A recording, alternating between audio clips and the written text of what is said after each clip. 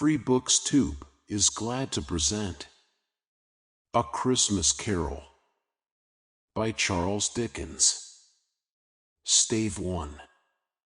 Marley's Ghost. Marley was dead, to begin with. There is no doubt whatever about that. The register of his burial was signed by the clergyman, the clerk, the undertaker, and the chief mourner. Scrooge signed it, and Scrooge's name was good upon change, for anything he chose to put his hand to. Old Marley was as dead as a doornail.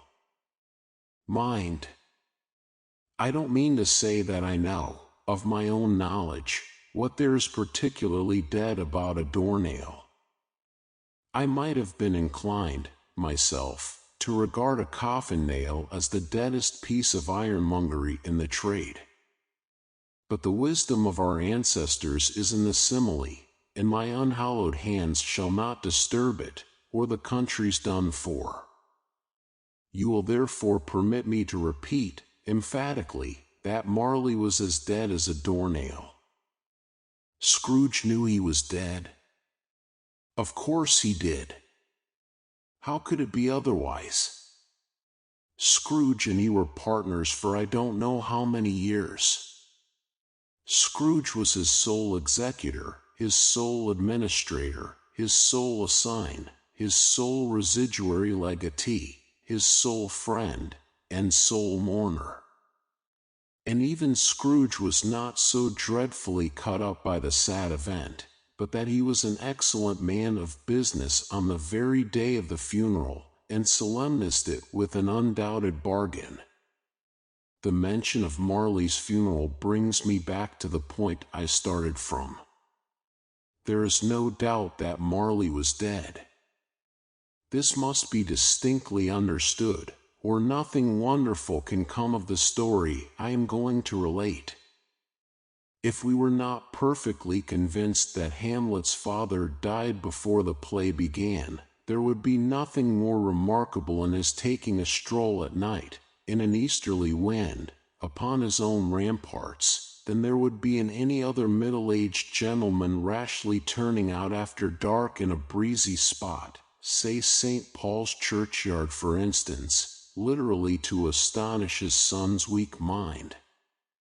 Scrooge never painted out old Marley's name. There it stood, years afterwards, above the warehouse door, Scrooge and Marley. The firm was known as Scrooge and Marley. Sometimes people new to the business called Scrooge Scrooge, and sometimes Marley, but he answered to both names. It was all the same to him. Oh! But he was a tight-fisted hand at the grindstone, Scrooge. A squeezing, wrenching, grasping, scraping, clutching, covetous old sinner. Hard and sharp as flint, from which no steel had ever struck out generous fire, secret, and self-contained, and solitary as an oyster.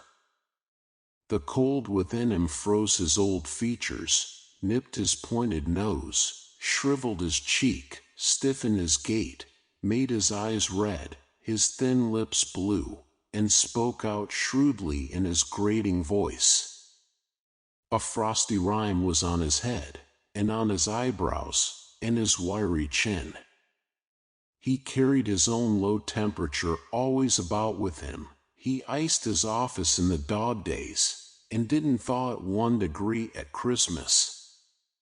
External heat and cold had little influence on Scrooge. No warmth could warm, nor wintry weather chill him.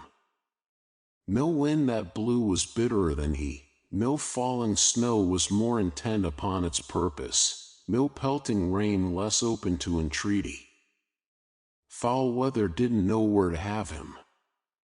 The heaviest rain, and snow, and hail, and sleet, could boast of the advantage over him in only one respect. They often came down handsomely, and Scrooge never did.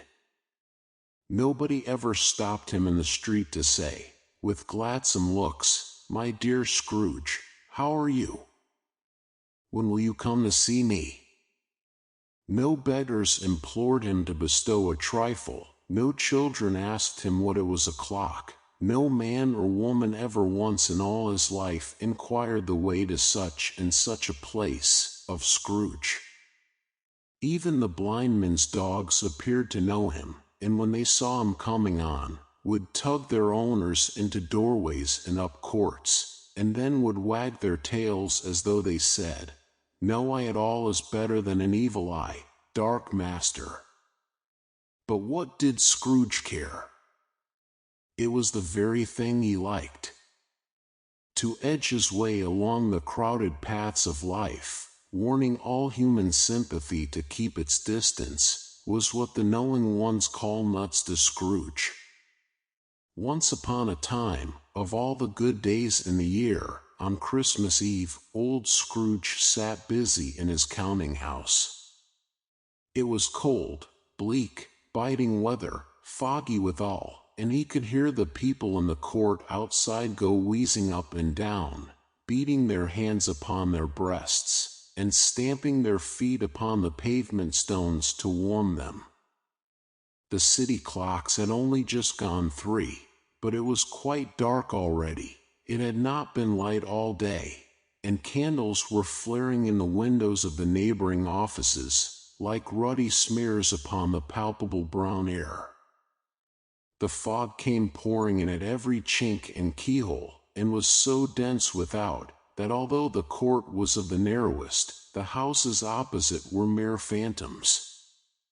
To see the dingy cloud come drooping down, obscuring everything, one might have thought that nature lived hard by, and was brewing on a large scale.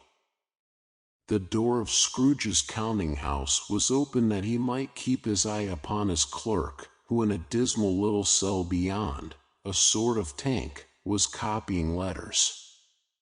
Scrooge had a very small fire, but the clerk's fire was so very much smaller that it looked like one coal. But he couldn't replenish it, for Scrooge kept the coal box in his own room, and so surely as the clerk came in with the shovel, the master predicted that it would be necessary for them to part. Wherefore the clerk put on his white comforter, and tried to warm himself at the candle, in which effort, not being a man of a strong imagination, he failed. "A Merry Christmas, Uncle." "God save you," cried a cheerful voice. It was the voice of Scrooge's nephew, who came upon him so quickly that this was the first intimation he had of his approach. "Bah," said Scrooge, "humbug." He had so heated himself with rapid walking in the fog and frost, this nephew of Scrooge's, that he was all in a glow. His face was ruddy and handsome, his eyes sparkled, and his breath smoked again. "Christmas a humbug, Uncle," said Scrooge's nephew. "You don't mean that, I am sure." "I do," said Scrooge. "Merry Christmas." "What right have you to be merry? What reason have you to be merry? You're poor enough." "Come, then," returned the nephew gaily. "What right have you to be dismal? What reason have you to be morose? You're rich enough." Scrooge, having no better answer ready on the spur of the moment, said, "Bah," again, and followed it up with humbug. "Don't be cross, Uncle," said the nephew. "What else can I be?" returned the uncle, "when I live in such a world of fools as this? Merry Christmas. Out upon Merry Christmas. What's Christmas time to you but a time for paying bills without money, a time for finding yourself a year older, and not an hour richer, a time for balancing your books and having every item in them through a round dozen of months presented dead against you?" "If I could work my will," said Scrooge, indignantly, "every idiot who goes about with Merry Christmas on his lips, should be boiled with his own pudding, and buried with a stake of holly through his heart. He should. Uncle, pleaded the nephew. Nephew, returned the uncle, sternly, keep Christmas in your own way, and let me keep it in mine. Keep it, repeated Scrooge's nephew. But you don't keep it. Let me leave it alone, then, said Scrooge.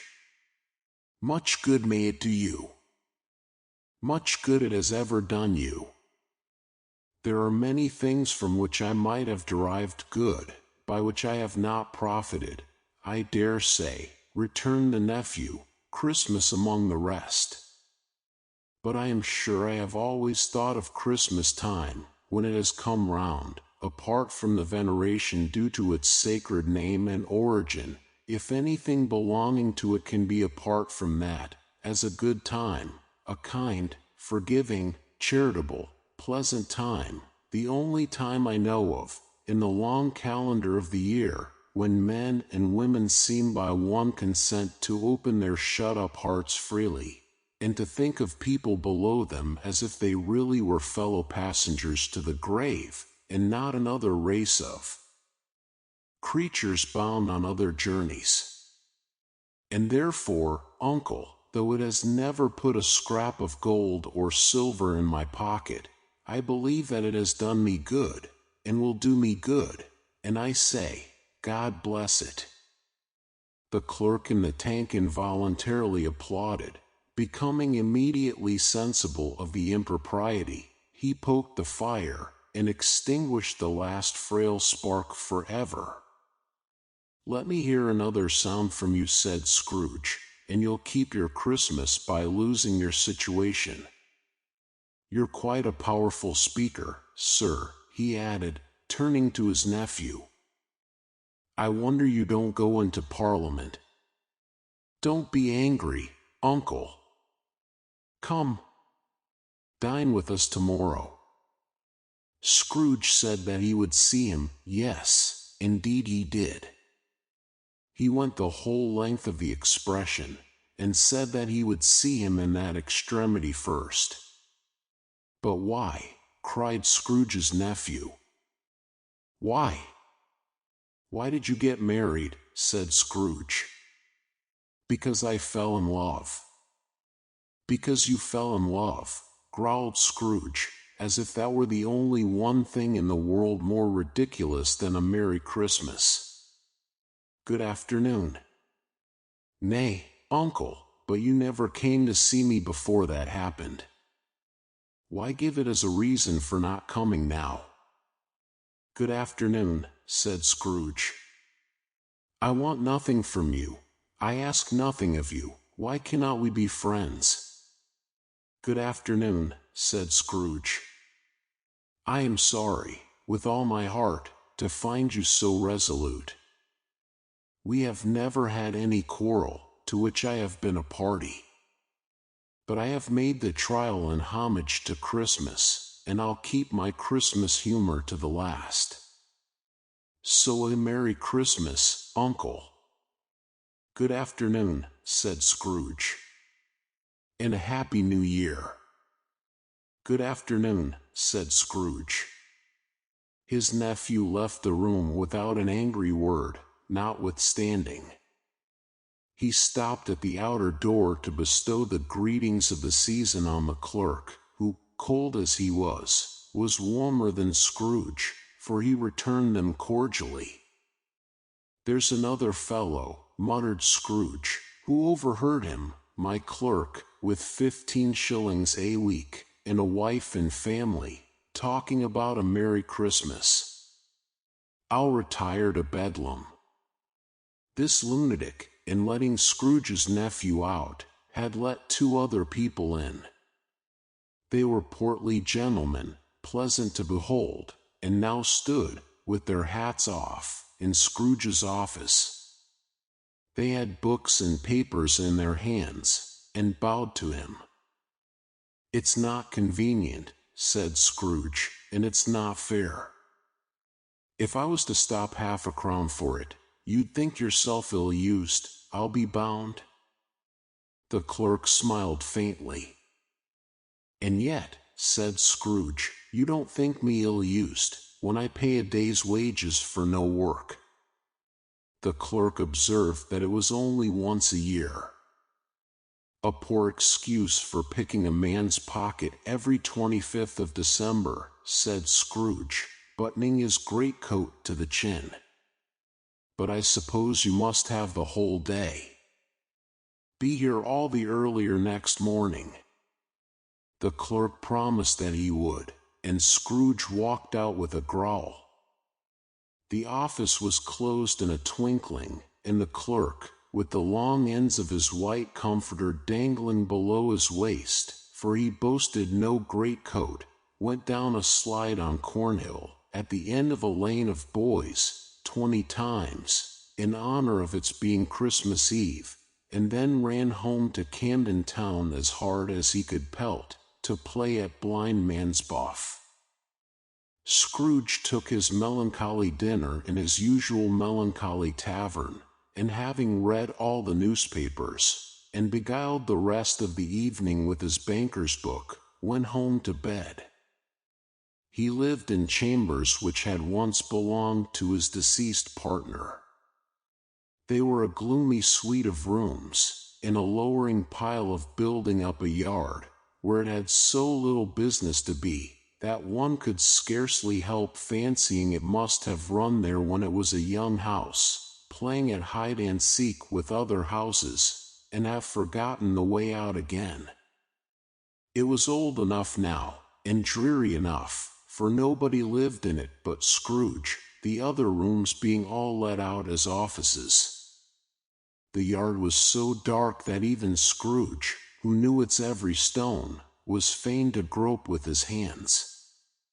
The fog and frost so hung about the black old gateway of the house, that it seemed as if the genius of the weather sat in mournful meditation on the threshold. Now, it is a fact that there was nothing at all particular about the knocker on the door, except that it was very large. It is also a fact that Scrooge had seen it night and morning during his whole residence in that place, also that Scrooge had as little of what is called fancy about him as any man in the city of London, even including, which is a bold word, the corporation, aldermen, and livery. Let it also be borne in mind that Scrooge had not bestowed one thought on Marley, since his last mention of his 7 years dead partner that afternoon. And then let any man explain to me, if he can, how it happened that Scrooge, having his key in the lock of the door, saw in the knocker, without its undergoing any intermediate process of change, not a knocker, but Marley's face. Marley's face. It was not an impenetrable shadow as the other objects in the yard were, but had a dismal light about it, like a bad lobster in a dark cellar. It was not angry or ferocious, but looked at Scrooge as Marley used to look, with ghostly spectacles turned up upon its ghostly forehead. The hair was curiously stirred, as if by breath or hot air, and though the eyes were wide open, they were perfectly motionless. That, in its livid color, made it horrible, but its horror seemed to be, in spite of the face and beyond its control, rather than a part of its own expression.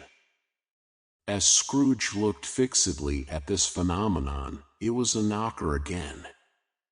To say that he was not startled, or that his blood was not conscious of a terrible sensation to which it had been a stranger from infancy, would be untrue. But he put his hand upon the key he had relinquished, turned it sturdily, walked in, and lighted his candle. He did pause, with a moment's irresolution, before he shut the door, and he did look cautiously behind it first, as if he half expected to be terrified with the sight of Marley's pigtail sticking out into the hall. But there was nothing on the back of the door, except the screws and nuts that held the knocker on, so he said "Pooh, pooh," and closed it with a bang. The sound resounded through the house like thunder. Every room above, and every cask in the wine merchant's cellars below, appeared to have a separate peal of echoes of its own. Scrooge was not a man to be frightened by echoes. He fastened the door, and walked across the hall, and up the stairs, slowly too, trimming his candle as he went. You may talk vaguely about driving a coach and six up a good old flight of stairs, or through a bad young Act of Parliament, but I mean to say you might have got a hearse up that staircase, and taken it broadwise, with the splinter bar towards the wall, and the door towards the balustrades, and done it easy. There was plenty of width for that, and room to spare, which is perhaps the reason why Scrooge thought he saw a locomotive hearse going on before him in the gloom. Half a dozen gas lamps out of the street wouldn't have lighted the entry too well, so you may suppose that it was pretty dark with Scrooge's dip. Up Scrooge went, not caring a button for that. Darkness is cheap, and Scrooge liked it. But before he shut his heavy door, he walked through his rooms to see that all was right. He had just enough recollection of the face to desire to do that. Sitting room, bedroom, lumber room. All as they should be. Nobody under the table, nobody under the sofa, a small fire in the grate, spoon and basin ready, and the little saucepan of gruel. Scrooge had a cold in his head, upon the hob. Nobody under the bed, nobody in the closet, nobody in his dressing gown, which was hanging up in a suspicious attitude against the wall. Lumber room as usual.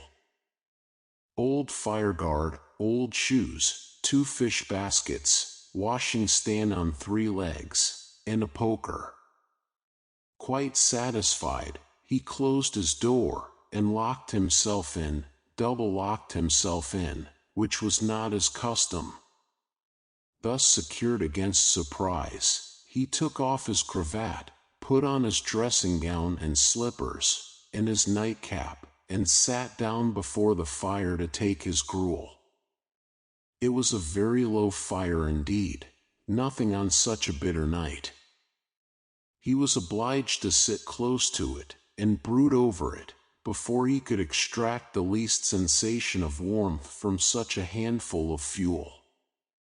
The fireplace was an old one, built by some Dutch merchant long ago, and paved all round with quaint Dutch tiles, designed to illustrate the scriptures. There were Cains and Abels, Pharaoh's daughters, queens of Sheba, angelic messengers descending through the air on clouds like feather beds, Abrahams, Belshazzars, apostles putting off to sea in butter boats, hundreds of figures, to attract his thoughts, and yet that face of Marley, 7 years dead, came like the ancient prophet's rod, and swallowed up the whole. If each smooth tile had been a blank at first, with power to shape some picture on its surface from the disjointed fragments of his thoughts, there would have been a copy of old Marley's head on every one. "Humbug," said Scrooge, and walked across the room. After several turns, he sat down again.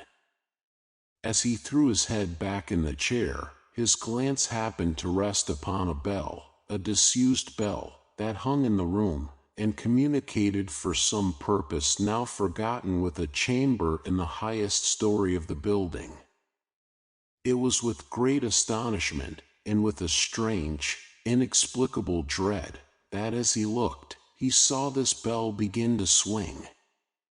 It swung so softly in the outset that it scarcely made a sound, but soon it rang out loudly, and so did every bell in the house. This might have lasted half a minute, or a minute, but it seemed an hour. The bells ceased as they had begun, together.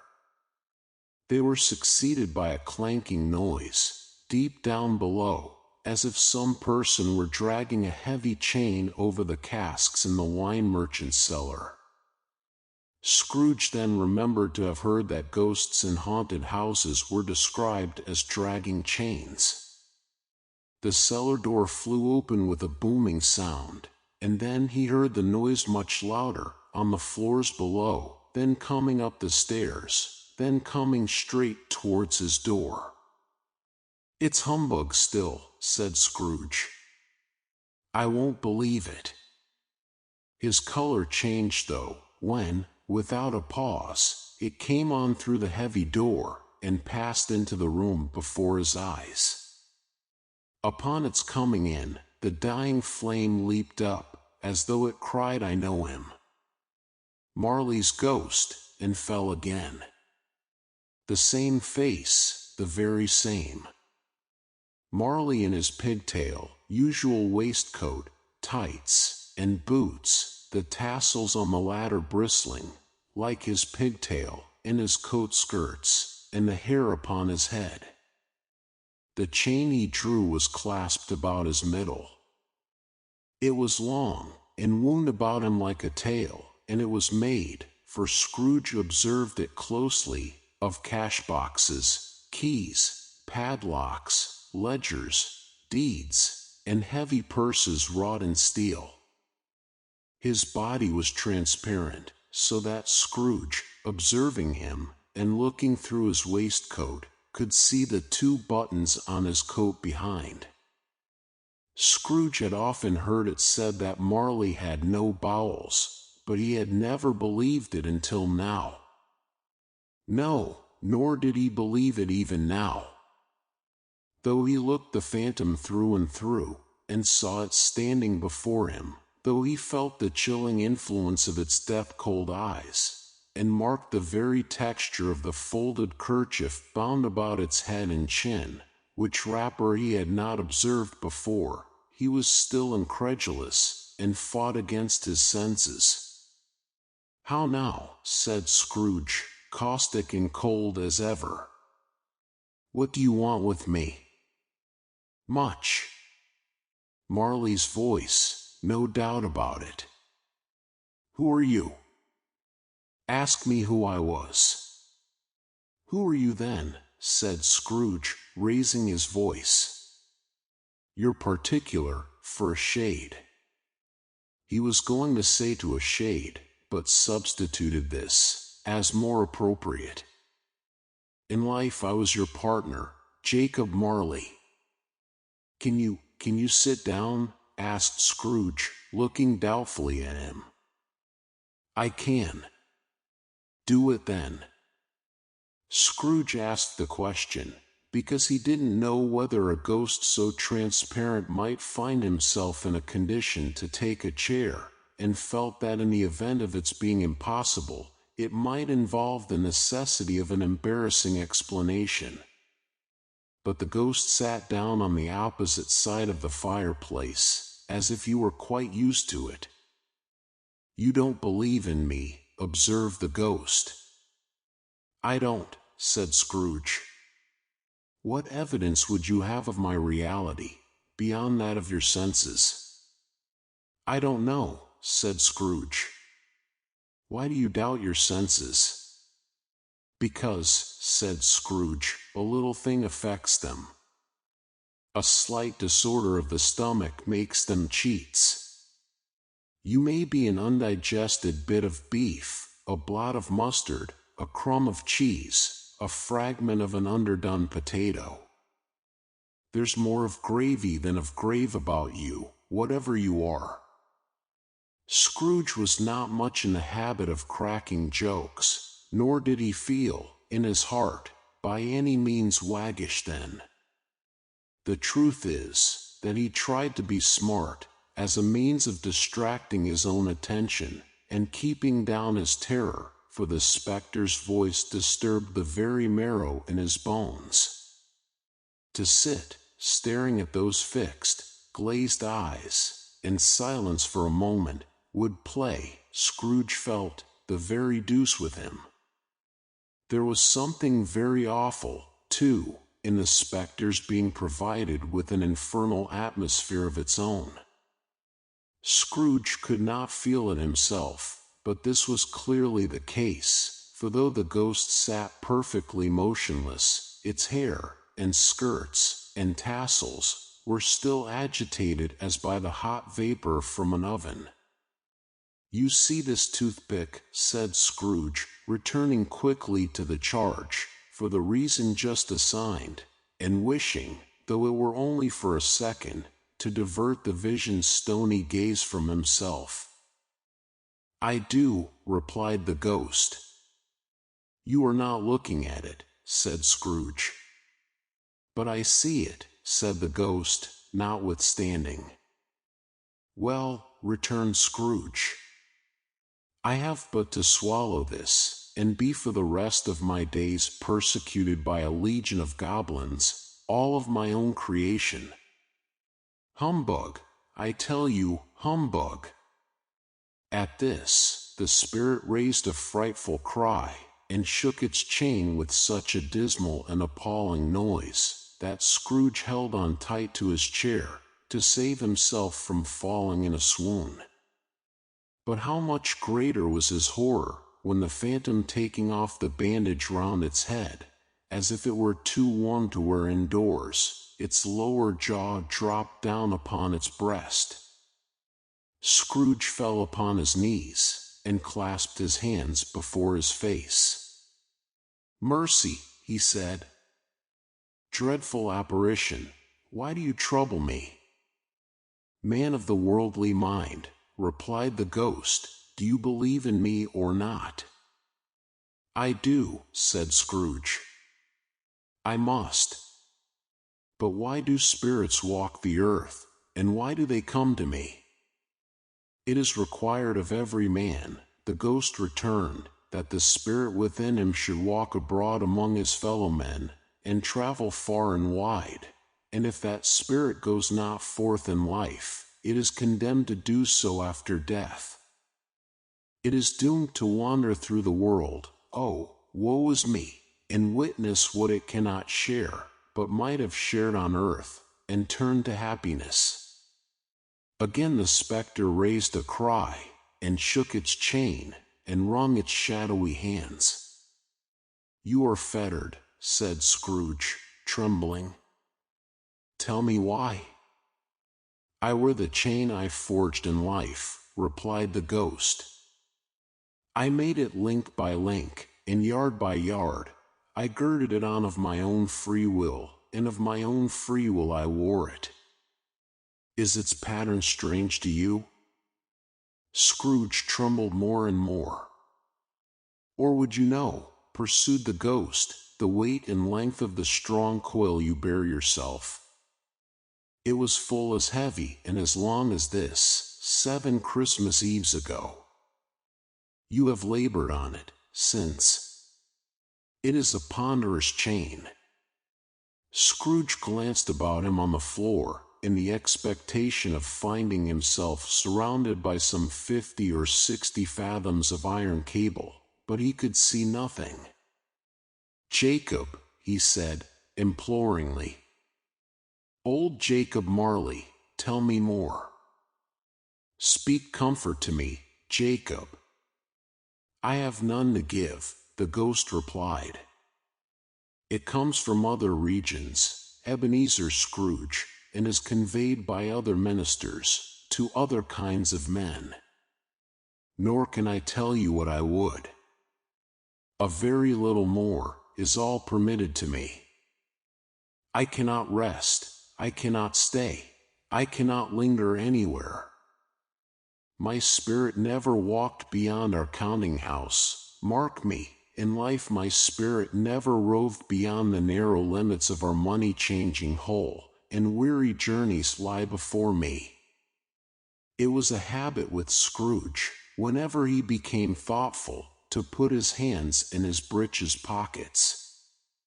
Pondering on what the ghost had said, he did so now, but without lifting up his eyes, or getting off his knees.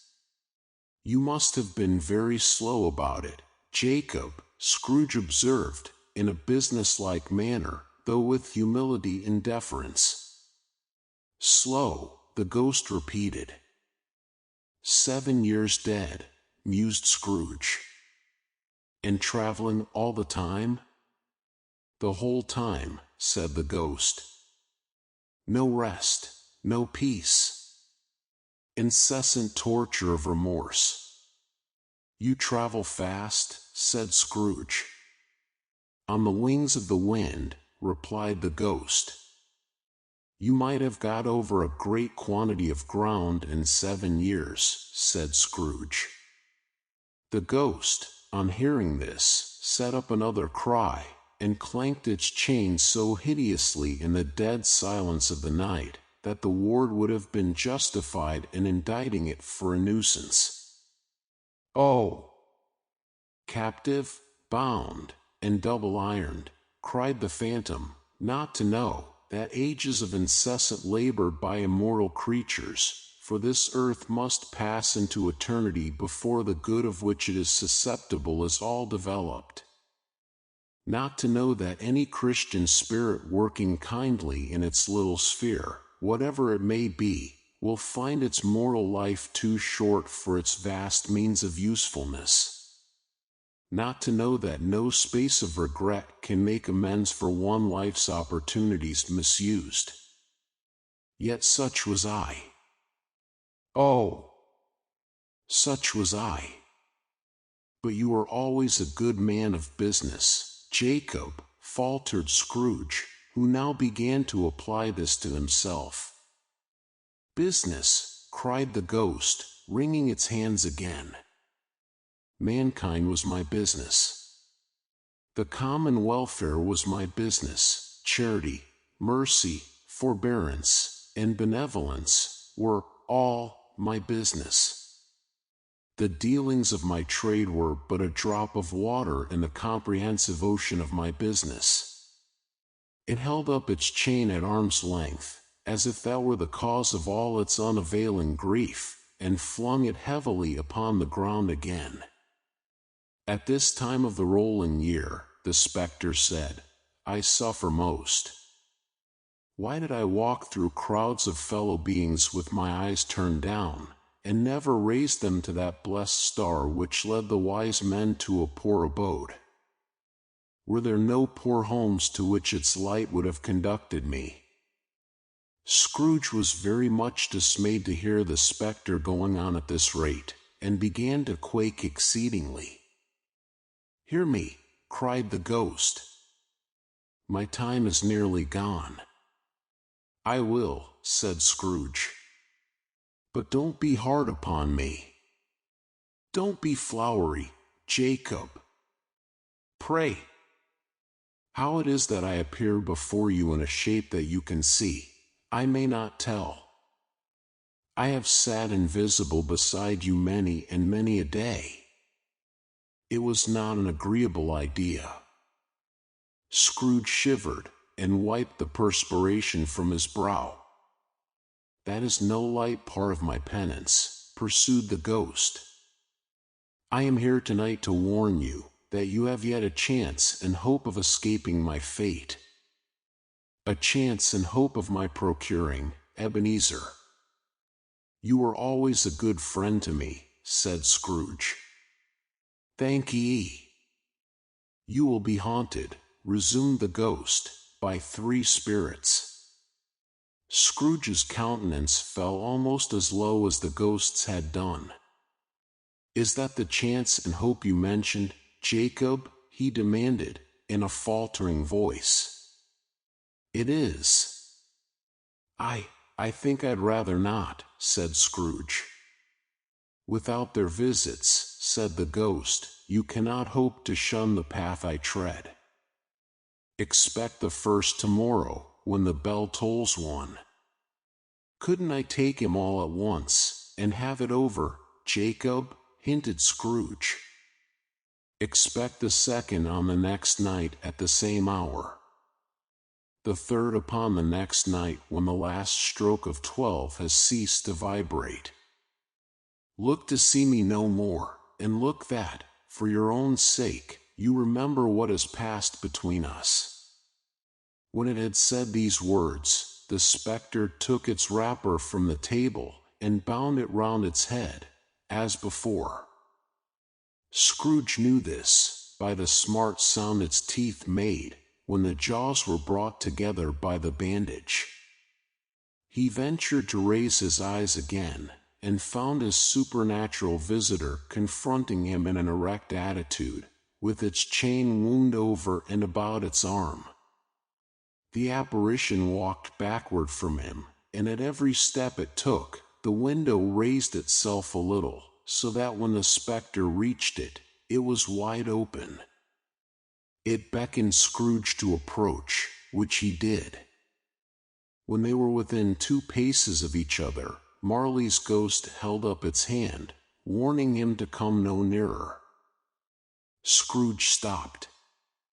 Not so much in obedience, as in surprise and fear, for on the raising of the hand, he became sensible of confused noises in the air, incoherent sounds of lamentation and regret, wailings inexpressibly sorrowful and self-accusatory.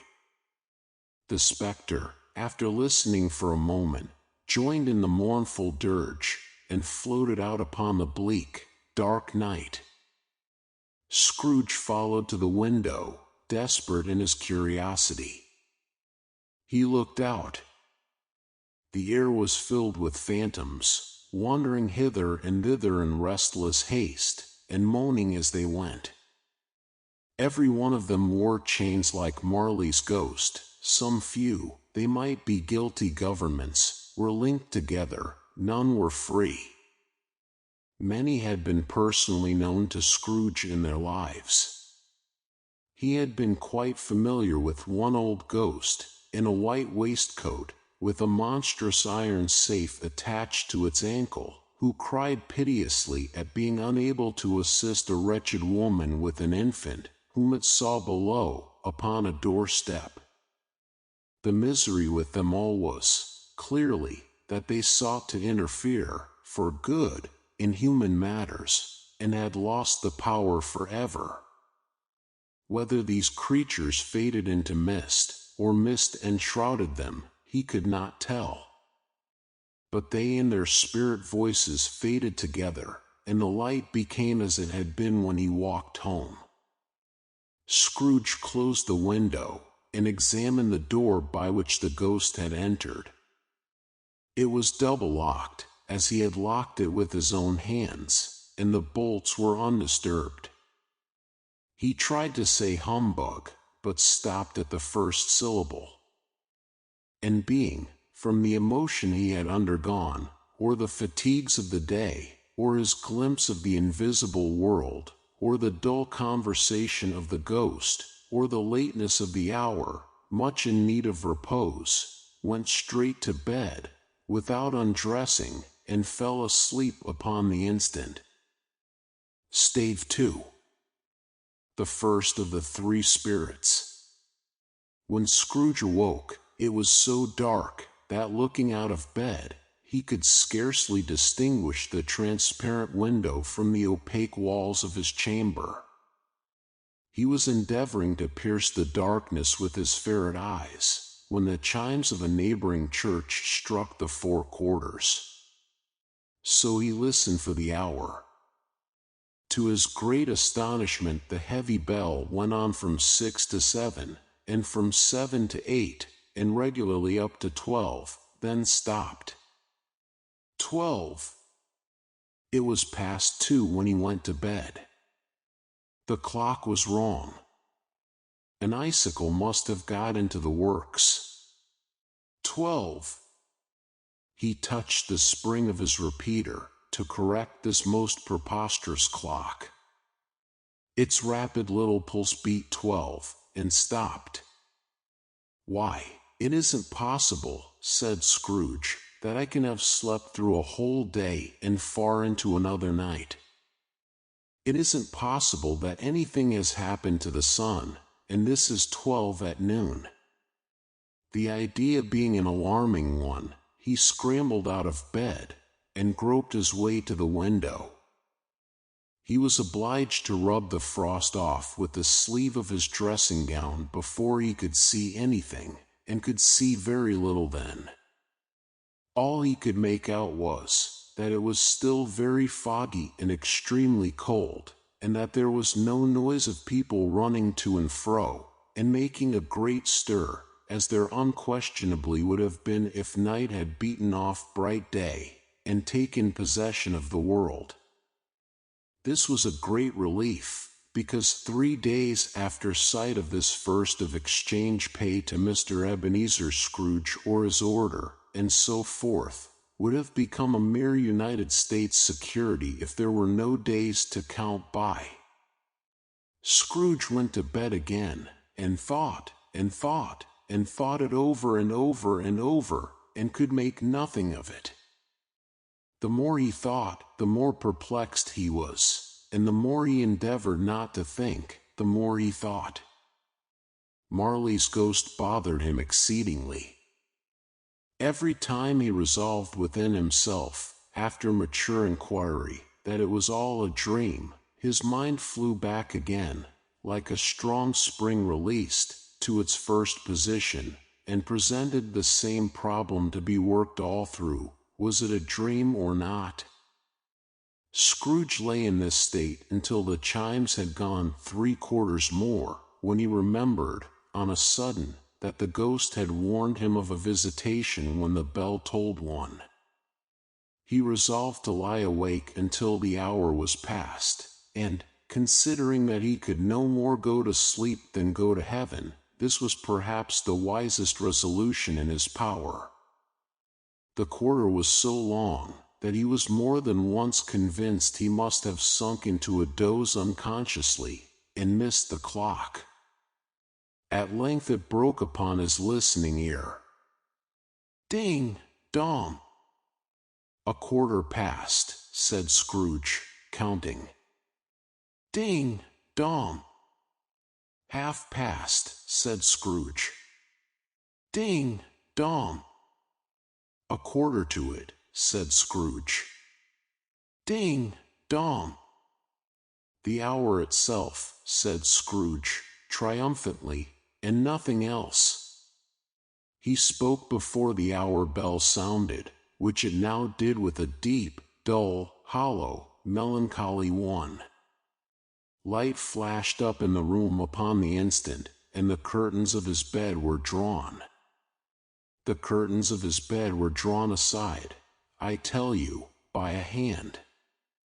Not the curtains at his feet, nor the curtains at his back, but those to which his face was addressed. The curtains of his bed were drawn aside, and Scrooge, starting up into a half-recumbent attitude, found himself face to face with the unearthly visitor who drew them, as close to it as I am now to you, and I am standing in the spirit at your elbow. It was a strange figure, like a child, yet not so like a child as like an old man, viewed through some supernatural medium, which gave him the appearance of having receded from the view, and being diminished to a child's proportions. Its hair, which hung about its neck and down its back, was white as if with age, and yet the face had not a wrinkle in it, and the tenderest bloom was on the skin. The arms were very long and muscular, the hands the same, as if its hold were of uncommon strength. Its legs and feet, most delicately formed, were, like those upper members, bare. It wore a tunic of the purest white, and round its waist was bound a lustrous belt, the sheen of which was beautiful. It held a branch of fresh green holly in its hand, and, in singular contradiction of that wintry emblem, had its dress trimmed with summer flowers. But the strangest thing about it was, that from the crown of its head there sprung a bright clear jet of light, by which all this was visible, and which was doubtless the occasion of its using, in its duller moments, a great extinguisher for a cap, which it now held under its arm. Even this, though, when Scrooge looked at it with increasing steadiness, was not its strangest quality. For as its belt sparkled and glittered now in one part and now in another, and what was light one instant, at another time was dark, so the figure itself fluctuated in its distinctness, being now a thing with one arm, now with one leg, now with 20 legs, now a pair of legs without a head, now a head without a body, of which dissolving parts, no outline would be visible in the dense gloom wherein they melted away. And in the very wonder of this, it would be itself again, distinct and clear as ever. "Are you the spirit, sir, whose coming was foretold to me?" asked Scrooge.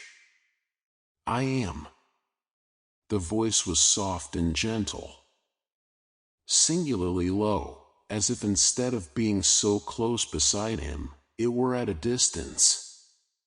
"Who, and what are you?" Scrooge demanded.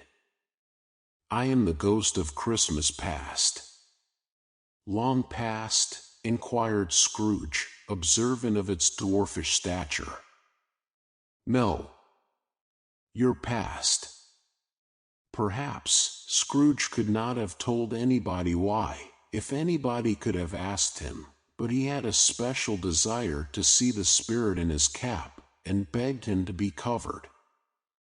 "What," exclaimed the ghost, "would you so soon put out, with worldly hands, the light I give? Is it not enough that you are one of those whose passions made this cap, and forced me through whole trains of years to wear it low upon my brow?" Scrooge reverently disclaimed all intention to offend, or any knowledge of having wilfully bonneted the spirit at any period of his life. He then made bold to inquire what business brought him there. "Your welfare," said the ghost. Scrooge expressed himself much obliged, but could not help thinking that a night of unbroken rest would have been more conducive to that end. The spirit must have heard him thinking, for it said immediately, "Your reclamation, then. Take heed." It put out its strong hand as it spoke, and clasped him gently by the arm. "Rise, and walk with me." It would have been in vain for Scrooge to plead that the weather and the hour were not adapted to pedestrian purposes. That bed was warm, and the thermometer a long way below freezing, that he was clad but lightly in his slippers, dressing gown, and nightcap, and that he had a cold upon him at that time. The grasp, though gentle as a woman's hand, was not to be resisted. He rose, but finding that the spirit made towards the window, clasped its robe in supplication. "I am a mortal," Scrooge remonstrated, "and liable to fall." "Bear but a touch of my hand there," said the spirit, laying it upon his heart, "and you shall be upheld in more than this." As the words were spoken, they passed through the wall, and stood upon an open country road, with fields on either hand. The city had entirely vanished. Not a vestige of it was to be seen. The darkness and the mist had vanished with it, for it was a clear, cold, winter day, with snow upon the ground. "Good heaven," said Scrooge, clasping his hands together, as he looked about him. "I was bred in this place. I was a boy here." The spirit gazed upon him mildly. Its gentle touch, though it had been light and instantaneous, appeared still present to the old man's sense of feeling. He was conscious of 1,000 odors floating in the air, each one connected with 1,000 thoughts, and hopes, and joys, and cares long, long forgotten. "Your lip is trembling," said the ghost. "And what is that upon your cheek?" Scrooge muttered, with an unusual catching in his voice, that it was a pimple, and begged the ghost to lead him where he would. "You recollect the way?" inquired the spirit. "Remember it," cried Scrooge with fervor. "I could walk it blindfold." "Strange to have forgotten it for so many years," observed the ghost. "Let us go on." They walked along the road, Scrooge recognizing every gate, and post, and tree, until a little market town appeared in the distance, with its bridge, its church, and winding river. Some shaggy ponies now were seen trotting towards them with boys upon their backs, who called to other boys in country gigs and carts, driven by farmers. All these boys were in great spirits, and shouted to each other, until the broad fields were so full of merry music, that the crisp air laughed to hear it. "These are but shadows of the things that have been," said the ghost. "They have no consciousness of us." The jocund travelers came on, and as they came, Scrooge knew and named them every one. Why was he rejoiced beyond all bounds to see them? Why did his cold eye glisten, and his heart leap up as they went past? Why was he filled with gladness when he heard them give each other Merry Christmas, as they parted at crossroads and byways, for their several homes? What was Merry Christmas to Scrooge? Out upon Merry Christmas! What good had it ever done to him? "The school is not quite deserted," said the ghost. "A solitary child, neglected by his friends, is left there still." Scrooge said he knew it. And he sobbed. They left the high road, by a well-remembered lane, and soon approached a mansion of dull red brick, with a little weathercock-surmounted cupola on the roof, and a bell hanging in it. It was a large house, but one of broken fortunes, for the spacious offices were little used, their walls were damp and mossy, their windows broken, and their gates decayed. Fowls clucked and strutted in the stables, and the coach-houses and sheds were overrun with grass. Nor was it more retentive of its ancient state, within, for entering the dreary hall, and glancing through the open doors of many rooms, they found them poorly furnished, cold, and vast. There was an earthy savor in the air, a chilly bareness in the place, which associated itself somehow with too much getting up by candlelight, and not too much to eat. They went, the ghost and Scrooge, across the hall, to a door at the back of the house. It opened before them, and disclosed a long, bare, melancholy room, made barer still by lines of plain deal forms and desks. At one of these a lonely boy was reading near a feeble fire, and Scrooge sat down upon a form, and wept to see his poor forgotten self as he had used to be. Not a latent echo in the house, not a squeak and scuffle from the mice behind the paneling, not a drip from the half-thawed water-spout in the dull yard behind, not a sigh among the leafless boughs of one despondent poplar, not the idle swinging of an empty storehouse door, no, not a clicking in the fire, but fell upon the heart of Scrooge with softening influence, and gave a freer passage to his tears. The spirit touched him on the arm, and pointed to his younger self, intent upon his reading. Suddenly a man, in foreign garments, wonderfully real and distinct to look at, stood outside the window, with an axe stuck in his belt, and leading an ass laden with wood by the bridle. "Why, it's Ali Baba!" Scrooge exclaimed in ecstasy. "It's dear old honest Ali Baba." "Yes, yes, I know. One Christmas time, when yonder solitary child was left here all alone, he did come, for the first time, just like that." Poor boy! And Valentine, said Scrooge, and his wild brother, Orson, there they go. And what's his name, who was put down in his drawers, asleep, at the gate of Damascus, don't you see him? And the Sultan's groom turned upside down by the genii, there he is upon his head. Serve him right. I'm glad of it. What business had he to be married to the princess? To hear Scrooge expending all the earnestness of his nature on such subjects, in a most extraordinary voice between laughing and crying, and to see his heightened and excited face, would have been a surprise to his business friends in the city, indeed. There's the parrot, cried Scrooge.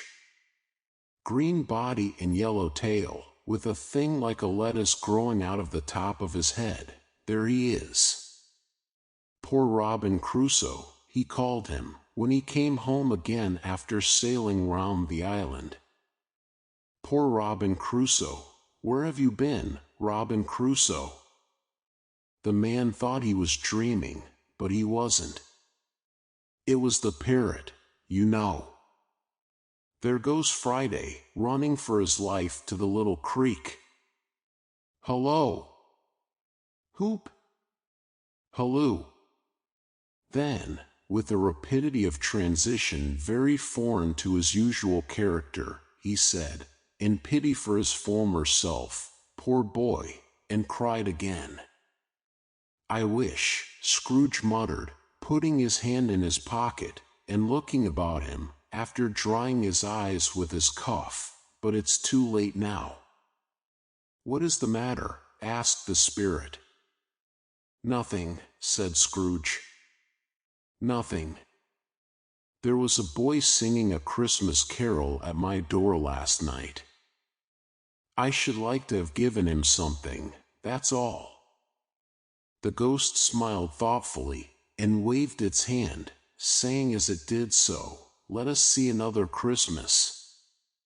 Scrooge's former self grew larger at the words, and the room became a little darker and more dirty. The panels shrunk, the windows cracked, fragments of plaster fell out of the ceiling, and the naked lads were shown instead.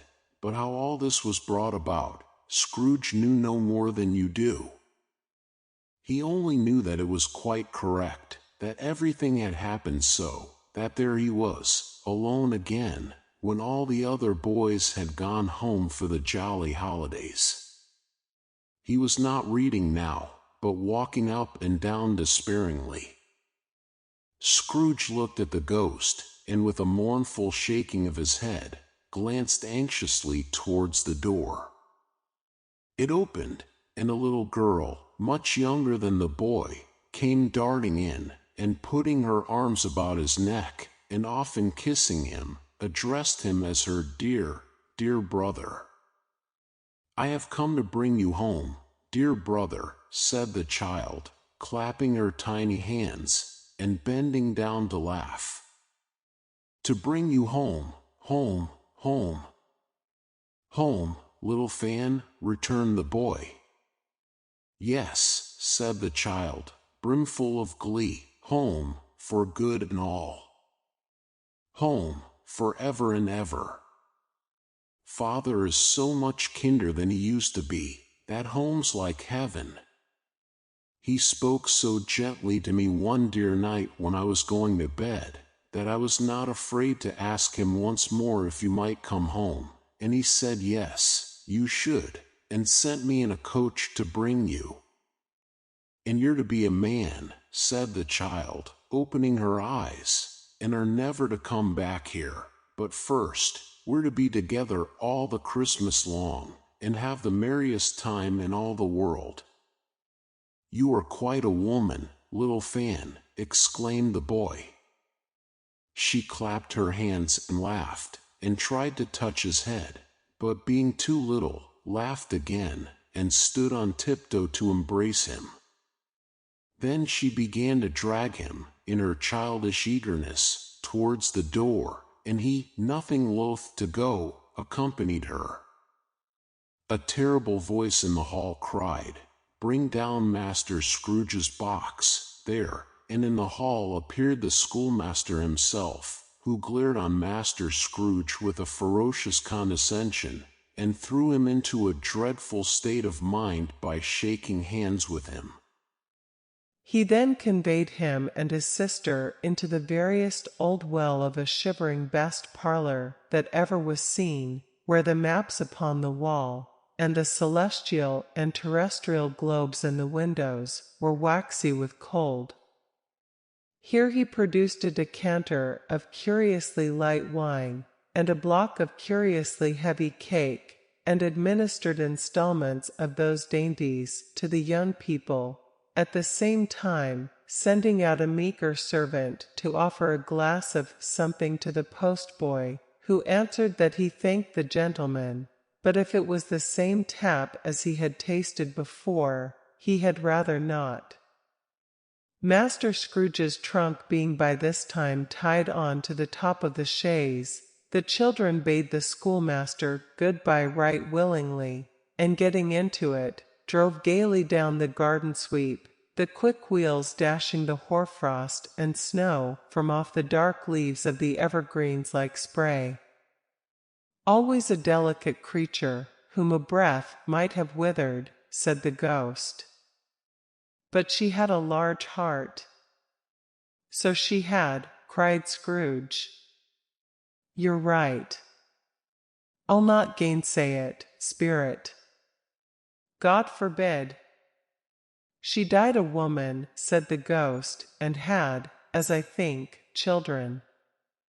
"One child," Scrooge returned. "True," said the ghost. "Your nephew?" Scrooge seemed uneasy in his mind, and answered briefly, "Yes."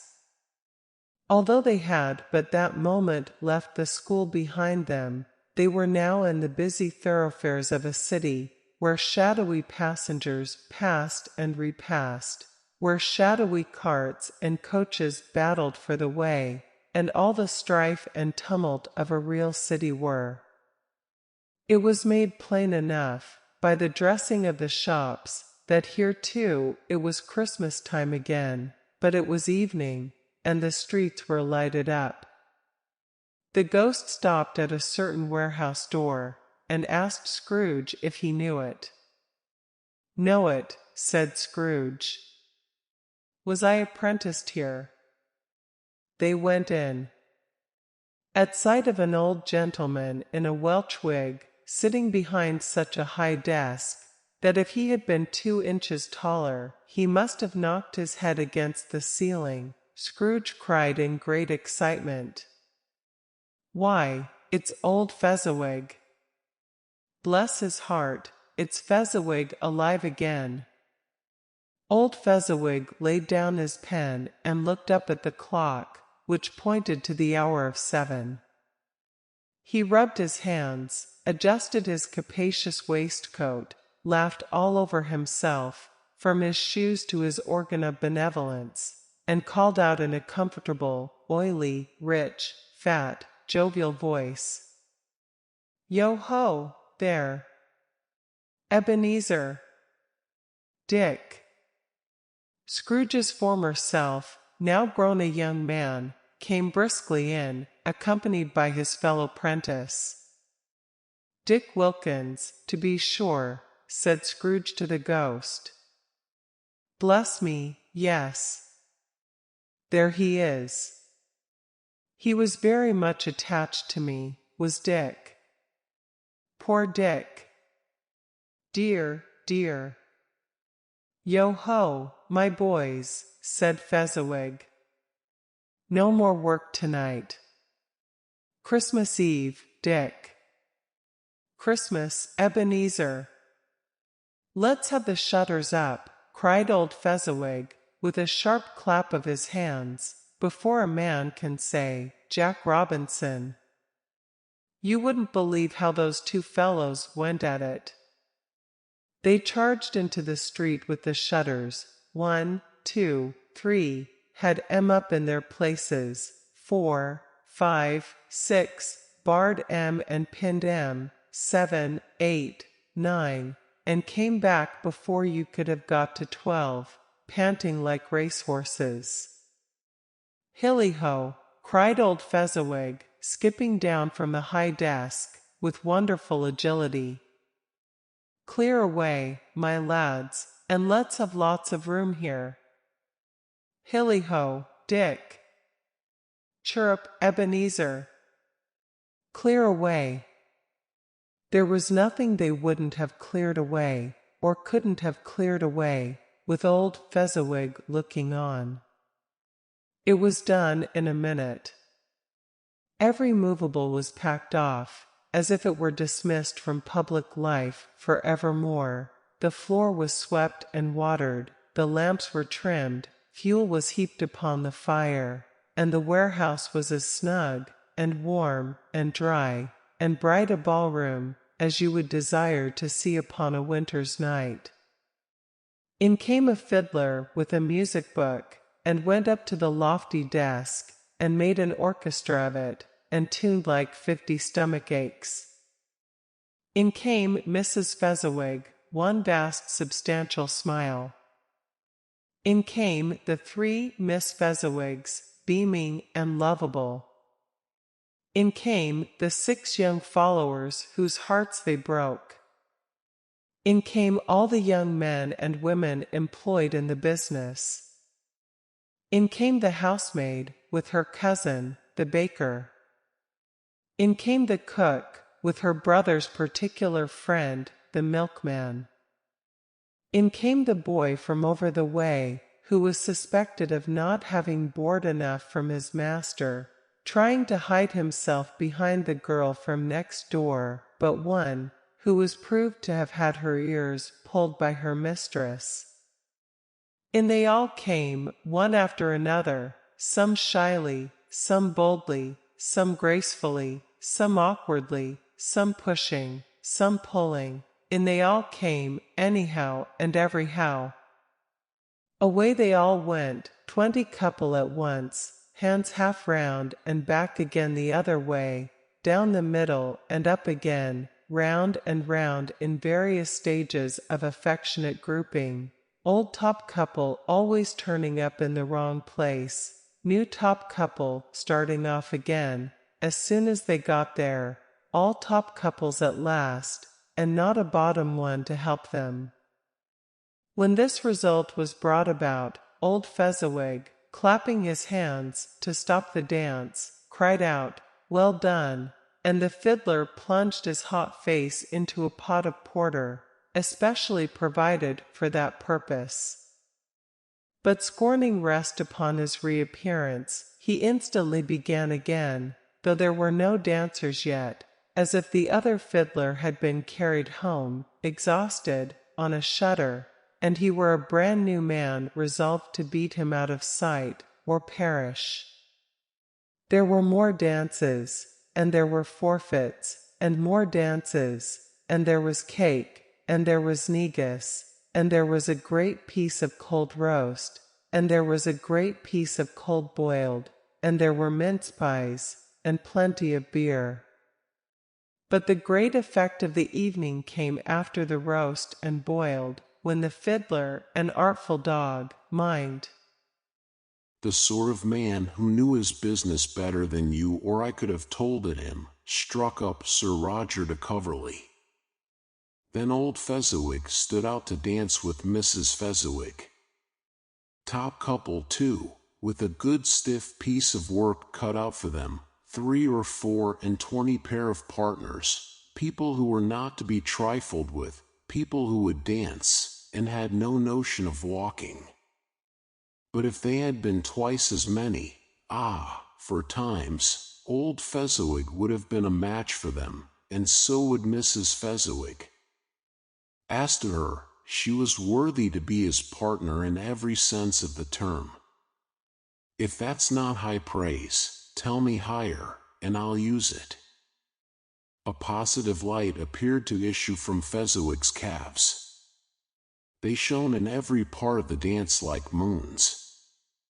You couldn't have predicted, at any given time, what would become of them next? And when old Fezziwig and Mrs. Fezziwig had gone all through the dance, advance and retire, hold hands with your partner, bow and curtsy, corkscrew, thread the needle, and back again to your place, Fezziwig cut so deftly that he appeared to wink with his legs, and came upon his feet again without a stagger. When the clock struck 11, this domestic ball broke up. Mr. and Mrs. Fezziwig took their stations, one on either side the door, and shaking hands with every person individually as he or she went out, wished him or her a Merry Christmas. When everybody had retired but the two prentices, they did the same to them, and thus the cheerful voices died away, and the lads were left to their beds, which were under a counter in the back shop. During the whole of this time, Scrooge had acted like a man out of his wits. His heart and soul were in the scene, and with his former self. He corroborated everything, remembered everything, enjoyed everything, and underwent the strangest agitation. It was not until now, when the bright faces of his former self and Dick were turned from them, that he remembered the ghost, and became conscious that it was looking full upon him, while the light upon its head burnt very clear. "A small matter," said the ghost, "to make these silly folks so full of gratitude." "Small," echoed Scrooge. The spirit signed to him to listen to the two apprentices, who were pouring out their hearts in praise of Fezziwig, and when he had done so, said, "Why, is it not? He has spent but a few pounds of your mortal money, 3 or 4, perhaps. Is that so much that he deserves this praise?" "It isn't that," said Scrooge, heated by the remark, and speaking unconsciously like his former, not his latter, self. "It isn't that, spirit. He has the power to render us happy or unhappy, to make our service light or burdensome, a pleasure or a toil. Say that his power lies in words and looks, in things so slight and insignificant that it is impossible to add and count them up, what then? The happiness he gives is quite as great as if it cost a fortune." He felt the spirit's glance, and stopped. "What is the matter?" asked the ghost. "Nothing particular," said Scrooge. "Something, I think," the ghost insisted. "No," said Scrooge, "no. I should like to be able to say a word or two to my clerk just now. That's all." His former self turned down the lamps as he gave utterance to the wish, and Scrooge and the ghost again stood side by side in the open air. "My time grows short," observed the spirit. "Quick!" This was not addressed to Scrooge, or to any one whom he could see, but it produced an immediate effect. For again Scrooge saw himself. He was older now, a man in the prime of life. His face had not the harsh and rigid lines of later years, but it had begun to wear the signs of care and avarice. There was an eager, greedy, restless motion in the eye, which showed the passion that had taken root, and where the shadow of the growing tree would fall. He was not alone, but sat by the side of a fair young girl in a mourning dress, in whose eyes there were tears, which sparkled in the light that shone out of the ghost of Christmas past. "It matters little," she said, softly. "To you, very little. Another idol has displaced me, and if it can cheer and comfort you in time to come, as I would have tried to do, I have no just cause to grieve." "What idol has displaced you?" he rejoined. "A golden one. This is the even-handed dealing of the world," he said. There is nothing on which it is so hard as poverty, and there is nothing it professes to condemn with such severity as the pursuit of wealth. You fear the world too much, she answered, gently. All your other hopes have merged into the hope of being beyond the chance of its sordid reproach. I have seen your nobler aspirations fall off one by one, until the master passion, gain, engrosses you. Have I not? What then? He retorted. Even if I have grown so much wiser, what then? I am not changed towards you. She shook her head. Am I? Our contract is an old one. It was made when we were both poor and content to be so, until, in good season, we could improve our worldly fortune by our patient industry. You are changed. When it was made, you were another man. I was a boy, he said impatiently.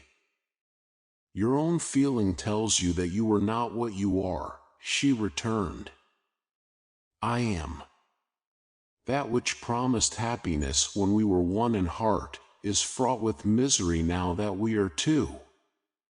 How often and how keenly I have thought of this, I will not say. It is enough that I have thought of it, and can release you. Have I ever sought release? In words. No. Never. In what, then? In a changed nature, in an altered spirit, in another atmosphere of life, another hope as its great end. In everything that made my love of any worth or value in your sight. If this had never been between us, said the girl, looking mildly, but with steadiness, upon him, tell me, would you seek me out and try to win me now? Ah, no! He seemed to yield to the justice of this supposition, in spite of himself. But he said, with a struggle, you think not. I would gladly think otherwise if I could, she answered, heaven knows. When I have learned a truth like this, I know how strong and irresistible it must be. But if you were free today, tomorrow, yesterday, can even I believe that you would choose a dowerless girl, you who, in your very confidence with her, weigh everything by gain, or, choosing her, if for a moment you were false enough to your one guiding principle to do so, do I not know that your repentance and regret would surely follow? I do, and I release you. With a full heart, for the love of him you once were. He was about to speak, but with her head turned from him, she resumed. You may, the memory of what is past half makes me hope you will have pain in this. A very, very brief time, and you will dismiss the recollection of it, gladly, as an unprofitable dream, from which it happened well that you awoke. May you be happy in the life you have chosen. She left him, and they parted. Spirit, said Scrooge, show me no more. Conduct me home. Why do you delight to torture me? One shadow more, exclaimed the ghost. No more, cried Scrooge. No more. I don't wish to see it. Show me no more. But the relentless ghost pinioned him in both his arms, and forced him to observe what happened next. They were in another scene and place, a room, not very large or handsome, but full of comfort. Near to the winter fire sat a beautiful young girl, so like the last that Scrooge believed it was the same, until he saw her, now a comely matron, sitting opposite her daughter. The noise in this room was perfectly tumultuous, for there were more children there than Scrooge in his agitated state of mind could count, and, unlike the celebrated herd in the poem, they were not 40 children conducting themselves like one, but every child was conducting itself like 40. The consequences were uproarious beyond belief, but no one seemed to care. On the contrary, the mother and daughter laughed heartily, and enjoyed it very much, and the latter, soon beginning to mingle in the sports, got pillaged by the young brigands most ruthlessly. What would I not have given to be one of them? Though I never could have been so rude. No, no! I wouldn't for the wealth of all the world have crushed that braided hair, and torn it down, and for the precious little shoe, I wouldn't have plucked it off, God bless my soul, to save my life. As to measuring her waist in sport, as they did, bold young brood, I couldn't have done it. I should have expected my arm to have grown round it for a punishment, and never come straight again.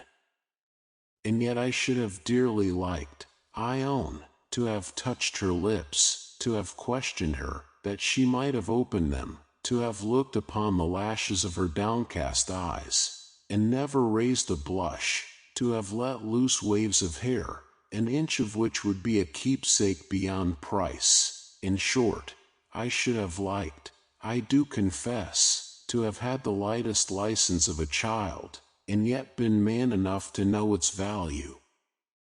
But now a knocking at the door was heard, and such a rush immediately ensued that she with laughing face and plundered dress was borne towards at the center of a flushed and boisterous group, just in time to greet the father, who came home attended by a man laden with Christmas toys and presents.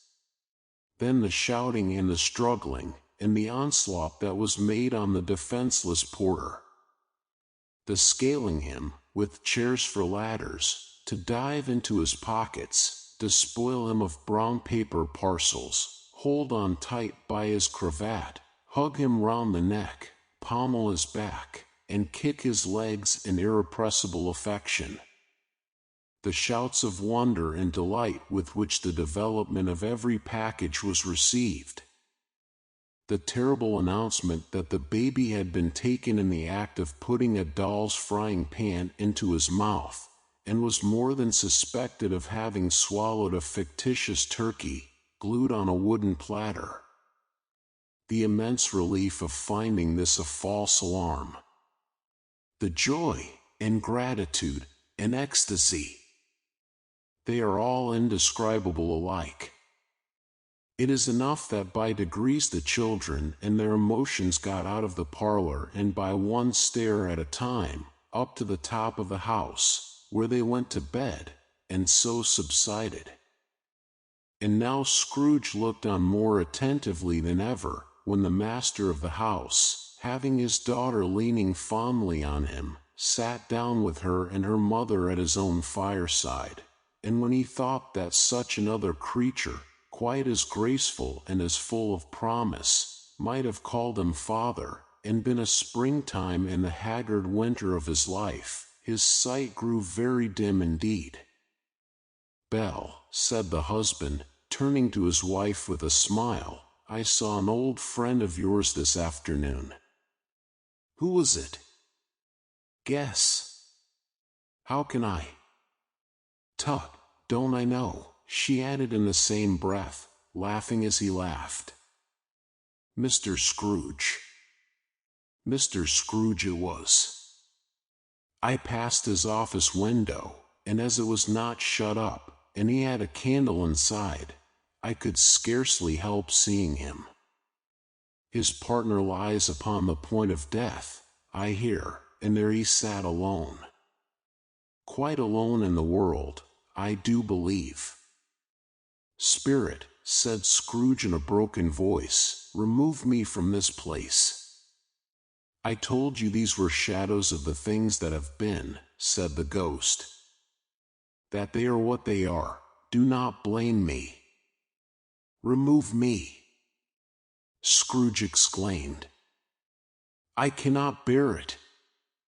He turned upon the ghost, and seeing that it looked upon him with a face, in which in some strange way there were fragments of all the faces it had shown him, wrestled with it.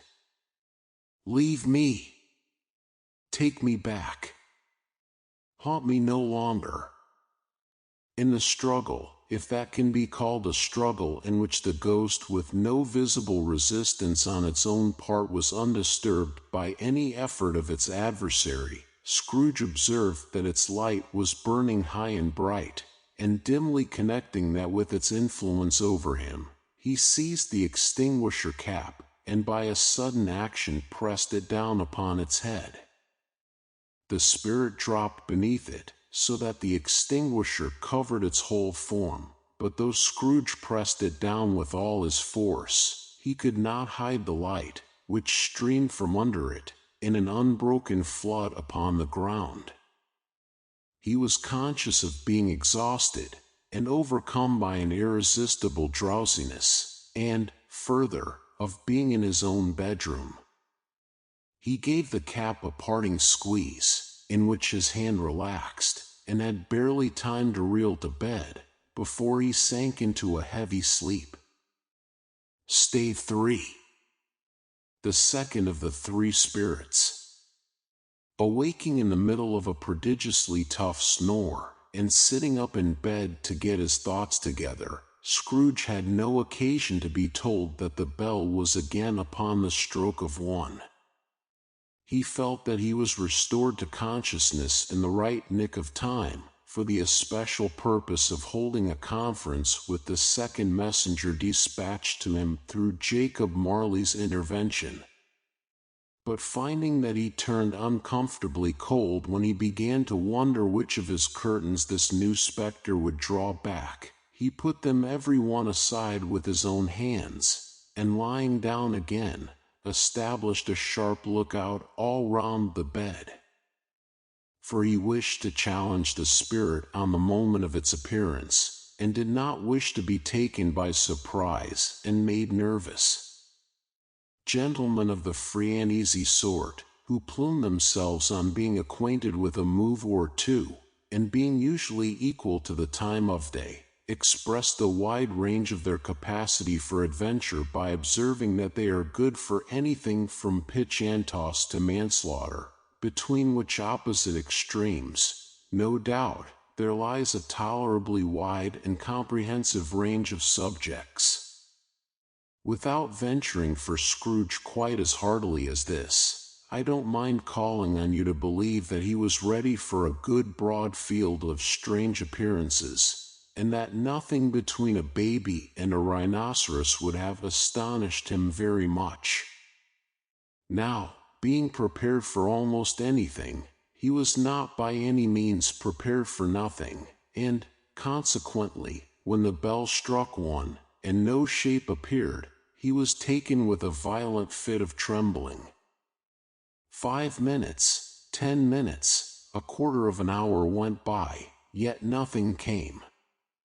All this time, he lay upon his bed, the very core and center of a blaze of ruddy light, which streamed upon it when the clock proclaimed the hour, and which, being only light, was more alarming than a dozen ghosts, as he was powerless to make out what it meant, or would be at, and was sometimes apprehensive that he might be at that very moment an interesting case of spontaneous combustion, without having the consolation of knowing it. At last, however, he began to think, as you or I would have thought at first, for it is always the person not in the predicament who knows what ought to have been done in it, and would unquestionably have done it too. At last, I say, he began to think that the source and secret of this ghostly light might be in the adjoining room, from whence, on further tracing it, it seemed to shine. This idea taking full possession of his mind, he got up softly and shuffled in his slippers to the door. The moment Scrooge's hand was on the lock, a strange voice called him by his name, and bade him enter. He obeyed. It was his own room. There was no doubt about that. But it had undergone a surprising transformation. The walls and ceiling were so hung with living green that it looked a perfect grove, from every part of which bright gleaming berries glistened. The crisp leaves of holly, mistletoe, and ivy reflected back the light, as if so many little mirrors had been scattered there, and such a mighty blaze went roaring up the chimney, as that dull petrifaction of a hearth had never known in Scrooge's time, or Marley's, or for many and many a winter season gone. Heaped up upon the floor, to form a kind of throne, were turkeys, geese, game, poultry, brawn, great joints of meat, sucking pigs, long wreaths of sausages, mince pies, plum puddings, barrels of oysters, red-hot chestnuts, cherry-cheeked apples, juicy oranges, luscious pears, immense twelfth cakes, and seething bowls of punch, that made the chamber dim with their delicious steam. In easy state upon this couch, there sat a jolly giant, glorious to see, who bore a glowing torch, in shape not unlike Plenty's horn, and held it up, high up, to shed its light on Scrooge, as he came peeping round the door. "Come in," exclaimed the ghost. "Come in, and know me better, man." Scrooge entered timidly, and hung his head before this spirit. He was not the dogged Scrooge he had been, and though its eyes were clear and kind, he did not like to meet them. "I am the ghost of Christmas Present," said the spirit. "Look upon me." Scrooge reverently did so. It was clothed in one simple deep green robe, or mantle, bordered with white fur. This garment hung so loosely on the figure that its capacious breast was bare, as if disdaining to be warded or concealed by any artifice. Its feet, observable beneath the ample folds of the garment, were also bare, and on its head it wore no other covering than a holly wreath set here and there with shining icicles. Its dark brown curls were long and free as its genial face, its sparkling eye, its open hand, its cheery voice, its unconstrained demeanor, and its joyful air. Girded round its middle was an antique scabbard, but no sword was in it, and the ancient sheath was eaten up with rust. "You have never seen the like of me before," exclaimed the spirit. "Never," Scrooge made answer to it. "Have never walked forth with the younger members of my family, meaning, for I am very young, my elder brothers born in these later years," pursued the phantom. "I don't think I have," said Scrooge. "I am afraid I have not." "Have you had many brothers, spirit?" "More than 1,800, said the ghost. "A tremendous family to provide for," muttered Scrooge. The ghost of Christmas Present rose. "Spirit," said Scrooge submissively, "conduct me where you will. I went forth last night on compulsion, and I learned a lesson which is working now. Tonight, if you have aught to teach me, let me profit by it. Touch my robe." Scrooge did as he was told, and held it fast. Holly, mistletoe, red berries, ivy, turkeys, geese, game, poultry, brawn, meat, pigs, sausages, oysters, pies, puddings, fruit, and punch, all vanished instantly.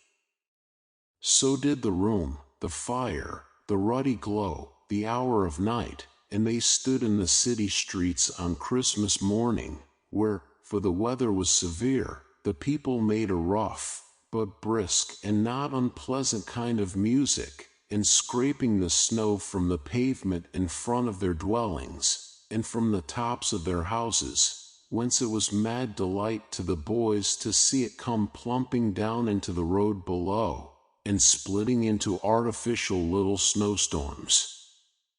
The house fronts looked black enough, and the windows blacker, contrasting with the smooth white sheet of snow upon the roofs, and with the dirtier snow upon the ground, which last deposit had been plowed up in deep furrows by the heavy wheels of carts and wagons, furrows that crossed and recrossed each other hundreds of times where the great streets branched off, and made intricate channels, hard to trace, in the thick yellow mud and icy water. The sky was gloomy, and the shortest streets were choked up with a dingy mist, half thawed, half frozen, whose heavier particles descended in a shower of sooty atoms, as if all the chimneys in Great Britain had, by one consent, caught fire, and were blazing away to their dear hearts' content. There was nothing very cheerful in the climate or the town, and yet was there an air of cheerfulness abroad that the clearest summer air and brightest summer sun might have endeavored to diffuse in vain. For the people who were shoveling away on the housetops were jovial and full of glee, calling out to one another from the parapets, and now and then exchanging a facetious snowball, better-natured missile far than many a wordy jest, laughing heartily if it went right, and not less heartily if it went wrong. The poulterers' shops were still half open, and the fruiterers were radiant in their glory. There were great, round, pot-bellied baskets of chestnuts, shaped like the waistcoats of jolly old gentlemen lolling at the doors, and tumbling out into the street in their apoplectic opulence. There were ruddy, brown-faced, broad-girthed Spanish onions, shining in the fatness of their growth like Spanish friars, and winking from their shelves in wanton slyness at the girls as they went by, and glanced demurely at the hung-up mistletoe. There were pears and apples, clustered high in blooming pyramids. There were bunches of grapes, made, in the shopkeeper's benevolence, to dangle from conspicuous hooks, that people's mouths might water gratis as they passed. There were piles of filberts, mossy and brown, recalling, in their fragrance, ancient walks among the woods, and pleasant shufflings ankle-deep through withered leaves. There were Norfolk biffins, squab and swarthy, setting off the yellow of the oranges and lemons, and, in the great compactness of their juicy persons, urgently entreating and beseeching to be carried home in paper bags and eaten after dinner. The very gold and silver fish, set forth among these choice fruits in a bowl, though members of a dull and stagnant-blooded race, appeared to know that there was something going on, and, to a fish, went gasping round and round their little world in slow and passionless excitement. The grocers, oh, the grocers! Nearly closed, with perhaps 2 shutters down, or 1, but through those gaps such glimpses.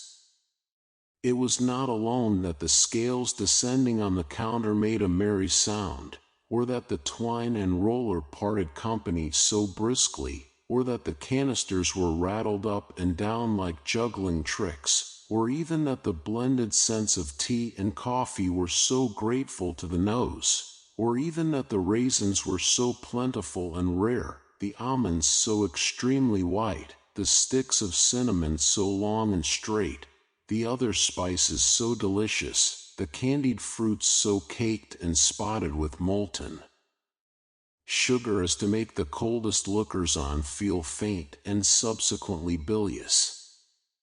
Nor was it that the figs were moist and pulpy, or that the French plums blushed in modest tartness from their highly decorated boxes, or that everything was good to eat and in its Christmas dress. But the customers were all so hurried and so eager in the hopeful promise of the day, that they tumbled up against each other at the door, clashing their wicker baskets wildly, and left their purchases upon the counter, and came running back to fetch them, and committed hundreds of the like mistakes. In the best humor possible, while the grocer and his people were so frank and fresh that the polished hearts with which they fastened their aprons behind might have been their own, worn outside for general inspection, and for Christmas daws to peck at if they chose. But soon the steeples called good people all, to church and chapel, and away they came, flocking through the streets in their best clothes, and with their gayest faces. And at the same time there emerged from scores of by-streets, lanes, and nameless turnings, innumerable people, carrying their dinners to the bakers' shops. The sight of these poor revelers appeared to interest the spirit very much, for he stood with Scrooge beside him in a baker's doorway, and taking off the covers as their bearers passed, sprinkled incense on their dinners from his torch. And it was a very uncommon kind of torch, for once or twice when there were angry words between some dinner carriers who had jostled with each other, he shed a few drops of water on them from it, and their good humor was restored directly. For they said, it was a shame to quarrel upon Christmas Day. And so it was. God love it, so it was. In time the bells ceased, and the bakers were shut up, and yet there was a genial shadowing forth of all these dinners, and the progress of their cooking, in the thawed blotch of wet above each baker's oven, where the pavement smoked as if its stones were cooking too. Is there a peculiar flavor in what you sprinkle from your torch? Asked Scrooge. There is. My own. Would it apply to any kind of dinner on this day? Asked Scrooge. To any kindly given. To a poor one most. Why to a poor one most? Asked Scrooge. Because it needs it most. Spirit, said Scrooge, after a moment's thought, I wonder you, of all the beings in the many worlds about us, should desire to cramp these people's opportunities of innocent enjoyment. Aye, cried the spirit. You would deprive them of their means of dining every seventh day, often the only day on which they can be said to dine at all, said Scrooge. Wouldn't you? Aye, cried the spirit. You seek to close these places on the seventh day, said Scrooge. And it comes to the same thing. I seek, exclaimed the spirit. Forgive me if I am wrong. It has been done in your name, or at least in that of your family, said Scrooge. There are some upon this earth of yours, returned the spirit, who lay claim to know us, and who do their deeds of passion, pride, ill will, hatred, envy, bigotry, and selfishness in our name, who are as strange to us and all our kith and kin, as if they had never lived. Remember that, and charge their doings on themselves, not us. Scrooge promised that he would, and they went on, invisible, as they had been before, into the suburbs of the town.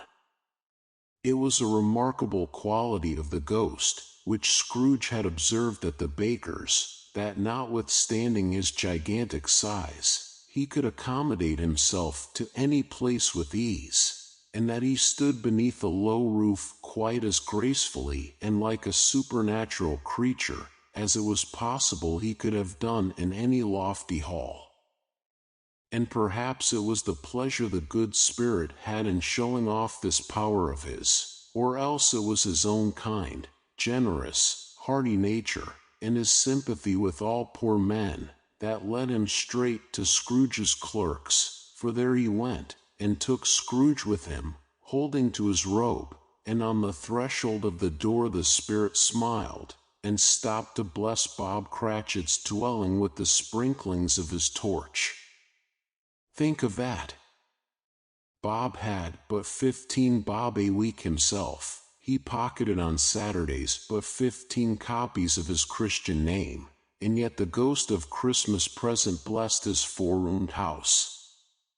Then up rose Mrs. Cratchit, Cratchit's wife, dressed out but poorly in a twice-turned gown, but brave in ribbons, which are cheap and make a goodly show for sixpence, and she laid the cloth, assisted by Belinda Cratchit, second of her daughters, also brave in ribbons, while Master Peter Cratchit plunged a fork into the saucepan of potatoes, and getting the corners of his monstrous shirt collar, Bob's private property, conferred upon his son and heir in honor of the day, into his mouth, rejoiced to find himself so gallantly attired, and yearned to show his linen in the fashionable parks. And now two smaller Cratchits, boy and girl, came tearing in, screaming that outside the baker's they had smelt the goose, and known it for their own, and basking in luxurious thoughts of sage and onion, these young Cratchits danced about the table, and exalted Master Peter Cratchit to the skies, while he, not proud, although his collars nearly choked him, blew the fire, until the slow potatoes bubbling up, knocked loudly at the saucepan lid to be let out and peeled. "What has ever got your precious father, then?" said Mrs. Cratchit. "And your brother, Tiny Tim?" "And Martha warn't as late last Christmas Day by half an hour." "Here's Martha, mother," said a girl, appearing as she spoke. "Here's Martha, mother," cried the two young Cratchits. "Hurrah! There's such a goose, Martha." "Why, bless your heart alive, my dear, how late you are," said Mrs. Cratchit, kissing her a dozen times, and taking off her shawl and bonnet for her, with officious zeal. "We'd a deal of work to finish up last night," replied the girl, "and had to clear away this morning, mother." "Well, never mind so long as you are come," said Mrs. Cratchit. "Sit ye down before the fire, my dear, and have a warm, Lord bless ye." "No, no! There's father coming," cried the two young Cratchits, who were everywhere at once. "Hide, Martha, hide." So Martha hid herself, and in came little Bob, the father, with at least 3 feet of comforter exclusive of the fringe, hanging down before him, and his threadbare clothes darned up and brushed, to look seasonable, and Tiny Tim upon his shoulder. Alas for Tiny Tim, he bore a little crutch, and had his limbs supported by an iron frame. "Why, where's our Martha?" cried Bob Cratchit, looking round. "Not coming," said Mrs. Cratchit.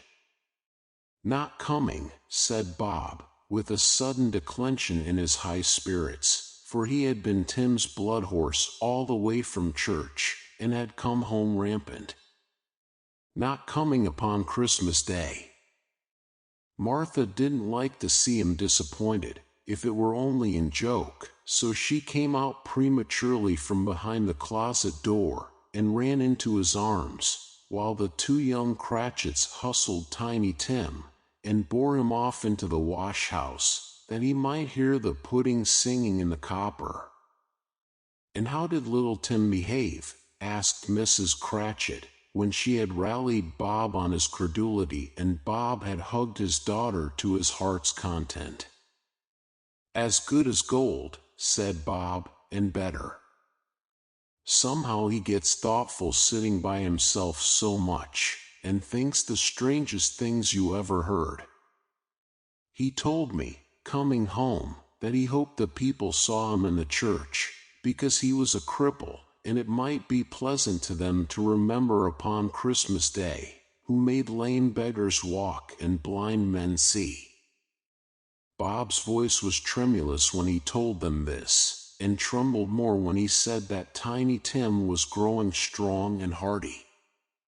His active little crutch was heard upon the floor, and back came Tiny Tim before another word was spoken, escorted by his brother and sister to his stool beside the fire, and while Bob, turning up his cuffs, as if, poor fellow, they were capable of being made more shabby, compounded some hot mixture in a jug with gin and lemons, and stirred it round and put it on the hob to simmer. Master Peter and the two ubiquitous young Cratchits went to fetch the goose, with which they soon returned in high procession. Such a bustle ensued that you might have thought a goose the rarest of all birds, a feathered phenomenon, to which a black swan was a matter of course, and in truth it was something very like it in that house. Mrs. Cratchit made the gravy ready beforehand in a little saucepan, hissing hot. Master Peter mashed the potatoes with incredible vigor. Miss Belinda sweetened up the applesauce. Martha dusted the hot plates. Bob took Tiny Tim beside him in a tiny corner at the table. The two young Cratchits set chairs for everybody, not forgetting themselves, and mounting guard upon their posts, crammed spoons into their mouths, lest they should shriek for goose before their turn came to be helped. At last the dishes were set on, and grace was said. It was succeeded by a breathless pause, as Mrs. Cratchit, looking slowly all along the carving knife, prepared to plunge it in the breast, but when she did, and when the long-expected gush of stuffing issued forth, one murmur of delight arose all round the board, and even Tiny Tim, excited by the two young Cratchits, beat on the table with the handle of his knife, and feebly cried hurrah. There never was such a goose. Bob said he didn't believe there ever was such a goose cooked. Its tenderness and flavor, size and cheapness, were the themes of universal admiration. Eked out by the applesauce and mashed potatoes, it was a sufficient dinner for the whole family. Indeed, as Mrs. Cratchit said with great delight, surveying one small atom of a bone upon the dish, they hadn't ate it all at last. Yet every one had had enough, and the youngest Cratchits in particular were steeped in sage and onion to the eyebrows. But now, the plates being changed by Miss Belinda, Mrs. Cratchit left the room alone, too nervous to bear witnesses, to take the pudding up and bring it in. Suppose it should not be done enough. Suppose it should break in turning out. Suppose somebody should have got over the wall of the backyard and stolen it while they were merry with the goose, a supposition at which the two young Cratchits became livid. All sorts of horrors were supposed. Hullo! A great deal of steam. The pudding was out of the copper. A smell like a washing day. That was the cloth. A smell like an eating house, and a pastry cook's next door to each other, with a laundress's next door to that. That was the pudding. In half a minute Mrs. Cratchit entered, flushed, but smiling proudly, with the pudding, like a speckled cannonball, so hard and firm, blazing in half a quartern of ignited brandy, and bedight with Christmas holly stuck into the top. "Oh, a wonderful pudding!" Bob Cratchit said, and calmly too, that he regarded it as the greatest success achieved by Mrs. Cratchit since their marriage. Mrs. Cratchit said that now the weight was off her mind, she would confess she had had her doubts about the quantity of flour. Everybody had something to say about it, but nobody said or thought it was at all a small pudding for a large family. It would have been flat heresy to do so. Any Cratchit would have blushed to hint at such a thing. At last the dinner was all done, the cloth was cleared, the hearth swept, and the fire made up. The compound in the jug being tasted and considered perfect, apples and oranges were put upon the table, and a shovelful of chestnuts on the fire. Then all the Cratchit family drew round the hearth, in what Bob Cratchit called a circle, meaning half a one, and at Bob Cratchit's elbow stood the family display of glass, 2 tumblers, and a custard cup without a handle. These held the hot stuff from the jug, however, as well as golden goblets would have done, and Bob served it out with beaming looks, while the chestnuts on the fire sputtered and crackled noisily. Then Bob proposed, "A Merry Christmas to us all, my dears. God bless us." Which all the family re-echoed. "God bless us every one," said Tiny Tim, the last of all. He sat very close to his father's side, upon his little stool. Bob held his withered little hand in his, as if he loved the child, and wished to keep him by his side, and dreaded that he might be taken from him. "Spirit," said Scrooge, with an interest he had never felt before, "tell me if Tiny Tim will live." "I see a vacant seat," replied the ghost, "in the poor chimney corner, and a crutch without an owner, carefully preserved. If these shadows remain unaltered by the future, the child will die." "No, no," said Scrooge. "Oh no, kind spirit. Say he will be spared. If these shadows remain unaltered by the future, none other of my race," returned the ghost, "will find him here." "What then?" "If he be like to die, he had better do it, and decrease the surplus population." Scrooge hung his head to hear his own words quoted by the spirit, and was overcome with penitence and grief. "Man," said the ghost, "if man you be in heart, not adamant, forbear that wicked cant until you have discovered what the surplus is, and where it is. Will you decide what men shall live, what men shall die? It may be, that in the sight of heaven, you are more worthless and less fit to live than millions like this poor man's child. O God! To hear the insect on the leaf pronouncing on the too much life among his hungry brothers in the dust." Scrooge bent before the ghost's rebuke, and trembling cast his eyes upon the ground. But he raised them speedily, on hearing his own name. "Mr. Scrooge," said Bob, "I'll give you Mr. Scrooge, the founder of the feast." "The founder of the feast indeed," cried Mrs. Cratchit, reddening. "I wish I had him here. I'd give him a piece of my mind to feast upon, and I hope he'd have a good appetite for it." "My dear," said Bob, "the children, Christmas Day." "It should be Christmas Day, I am sure," said she, "on which one drinks the health of such an odious, stingy, hard, unfeeling man as Mr. Scrooge.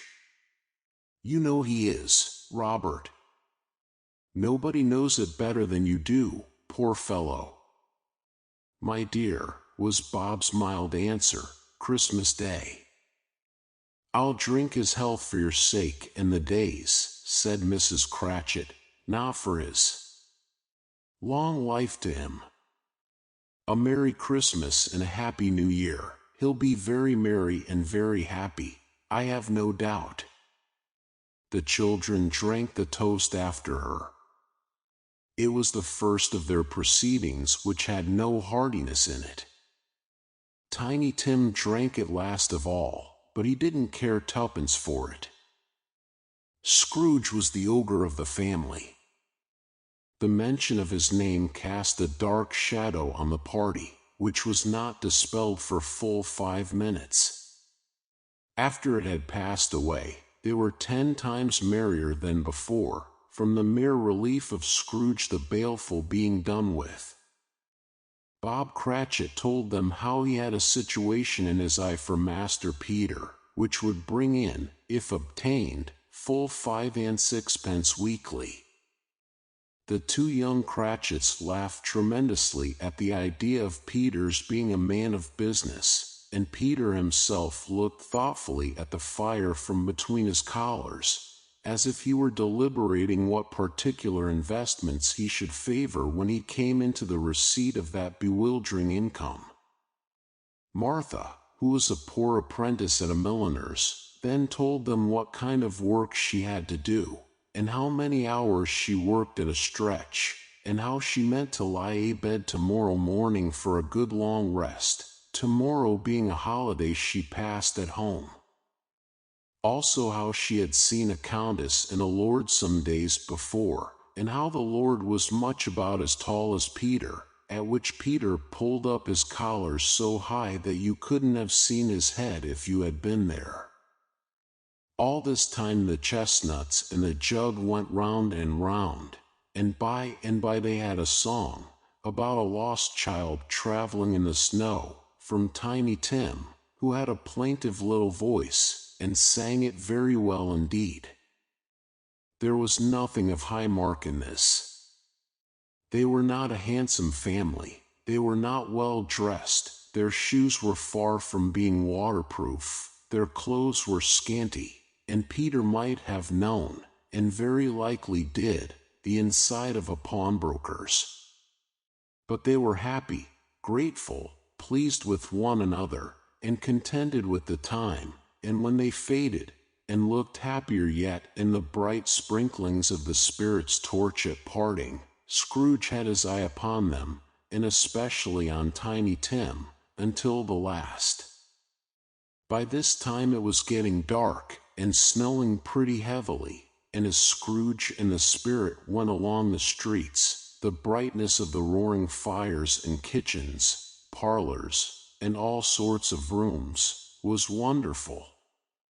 Here, the flickering of the blaze showed preparations for a cozy dinner, with hot plates baking through and through before the fire, and deep red curtains, ready to be drawn, to shut out cold and darkness.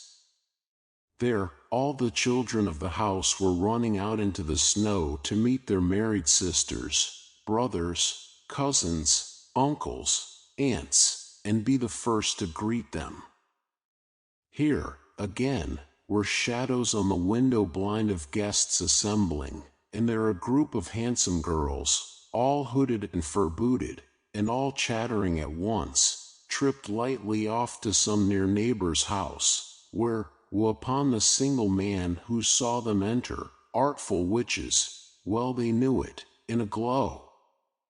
But if you had judged from the numbers of people on their way to friendly gatherings, you might have thought that no one was at home to give them welcome when they got there, instead of every house expecting company, and piling up its fires half chimney high. Blessings on it, how the ghost exulted! How it bared its breadth of breast, and opened its capacious palm, and floated on, outpouring, with a generous hand, its bright and harmless mirth on everything within its reach. The very lamplighter, who ran on before dotting the dusky street with specks of light, and who was dressed to spend the evening somewhere, laughed out loudly as the Spirit passed, though little kenned the lamplighter that he had any company but Christmas. And now, without a word of warning from the ghost, they stood upon a bleak and desert moor, where monstrous masses of rude stone were cast about, as though it were the burial place of giants, and water spread itself wheresoever it listed, or would have done so, but for the frost that held it prisoner, and nothing grew but moss and furze, and coarse, rank grass.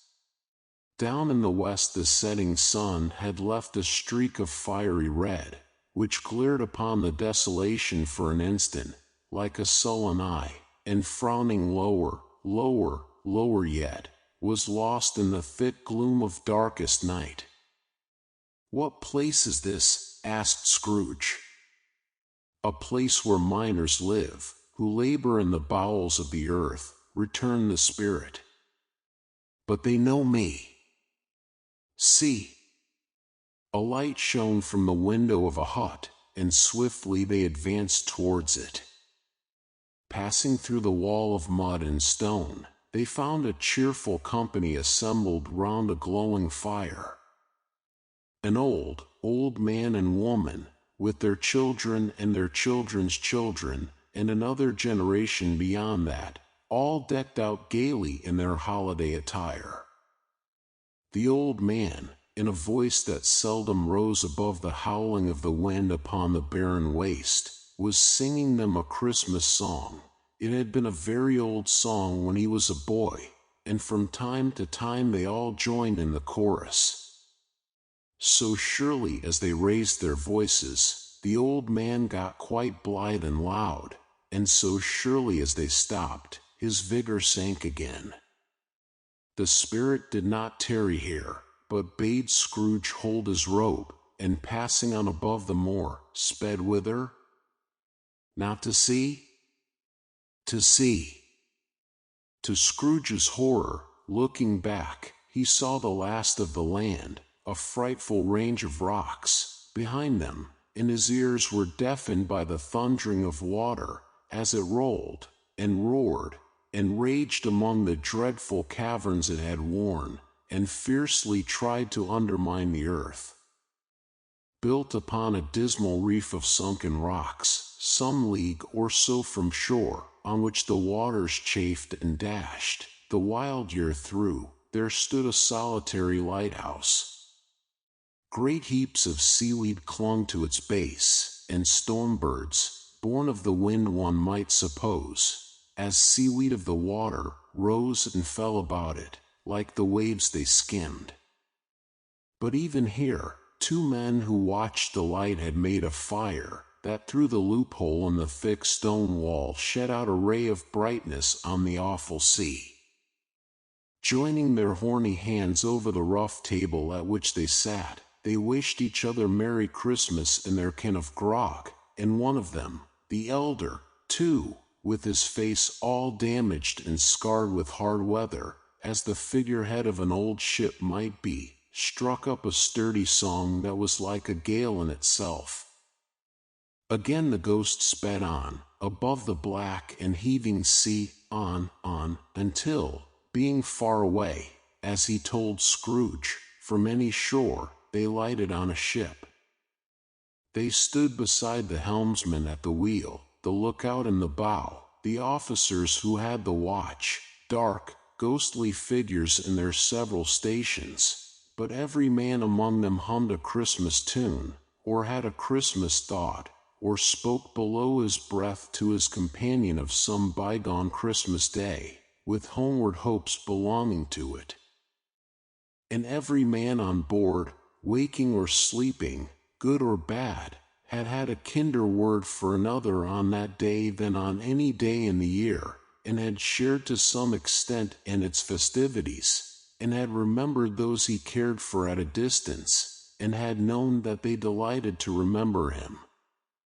It was a great surprise to Scrooge, while listening to the moaning of the wind, and thinking what a solemn thing it was to move on through the lonely darkness over an unknown abyss, whose depths were secrets as profound as death. It was a great surprise to Scrooge, while thus engaged, to hear a hearty laugh.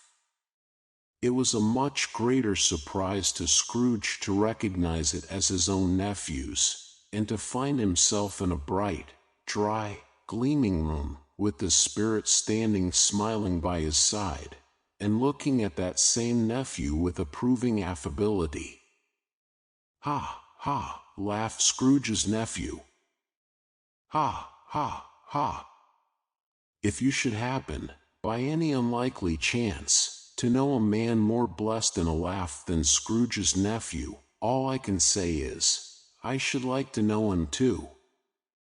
Introduce him to me, and I'll cultivate his acquaintance.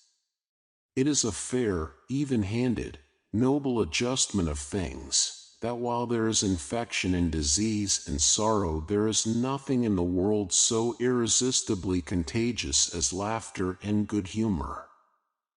When Scrooge's nephew laughed in this way, holding his sides, rolling his head, and twisting his face into the most extravagant contortions, Scrooge's niece, by marriage, laughed as heartily as he. And their assembled friends, being not a bit behindhand, roared out, lustily, "Ha, ha! Ha, ha, ha, ha! He said that Christmas was a humbug, as I live," cried Scrooge's nephew. "He believed it too." "More shame for him, Fred," said Scrooge's niece, indignantly. "Bless those women, they never do anything by halves. They are always in earnest." She was very pretty, exceedingly pretty, with a dimpled, surprised-looking, capital face, a ripe little mouth that seemed made to be kissed, as no doubt it was, all kinds of good little dots about her chin that melted into one another when she laughed, and the sunniest pair of eyes you ever saw in any little creature's head. Altogether she was what you would have called provoking, you know, but satisfactory, too. Oh, perfectly satisfactory. "He's a comical old fellow," said Scrooge's nephew, "that's the truth, and not so pleasant as he might be. However, his offenses carry their own punishment, and I have nothing to say against him." "I'm sure he is very rich, Fred," hinted Scrooge's niece. "At least you always tell me so." "What of that, my dear?" said Scrooge's nephew. "His wealth is of no use to him. He don't do any good with it. He don't make himself comfortable with it. He hasn't the satisfaction of thinking, ha, ha, ha, that he is ever going to benefit us with it." "I have no patience with him," observed Scrooge's niece. Scrooge's niece's sisters, and all the other ladies, expressed the same opinion. "Oh, I have," said Scrooge's nephew. "I am sorry for him. I couldn't be angry with him if I tried. Who suffers by his ill whims? Himself, always. Here, he takes it into his head to dislike us, and he won't come and dine with us. What's the consequence? He don't lose much of a dinner." "Indeed, I think he loses a very good dinner," interrupted Scrooge's niece. Everybody else said the same, and they must be allowed to have been competent judges, because they had just had dinner, and, with the dessert upon the table, were clustered round the fire, by lamplight.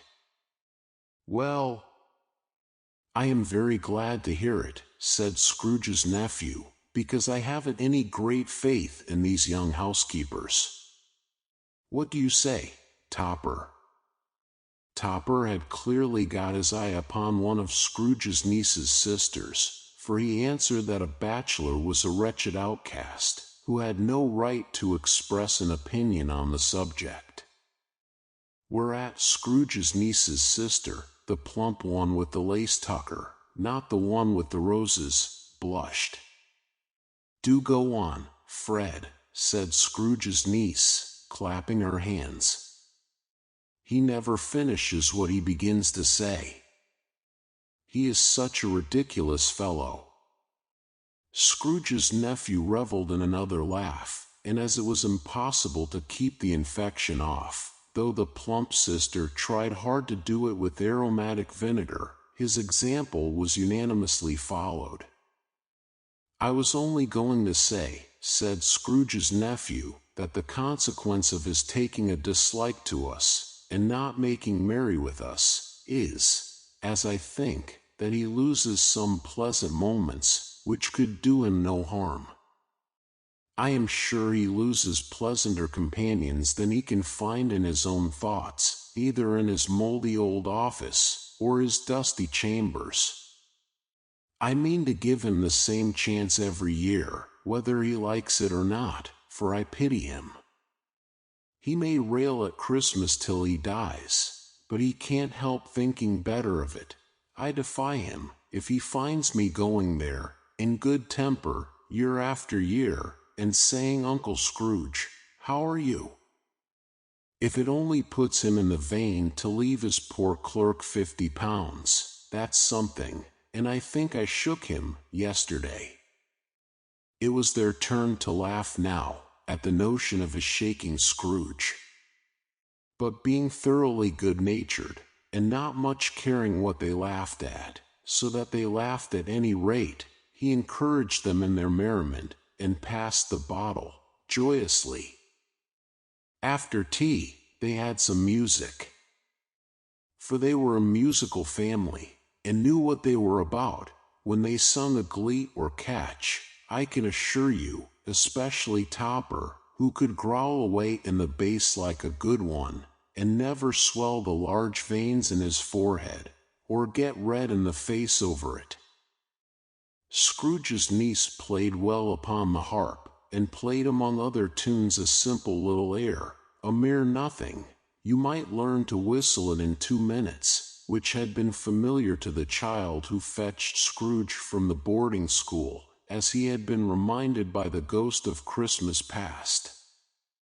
When this strain of music sounded, all the things that ghost had shown him came upon his mind. He softened more and more, and thought that if he could have listened to it often, years ago, he might have cultivated the kindnesses of life for his own happiness with his own hands, without resorting to the sexton's spade that buried Jacob Marley. But they didn't devote the whole evening to music. After a while they played at forfeits, for it is good to be children sometimes, and never better than at Christmas, when its mighty founder was a child himself. Stop!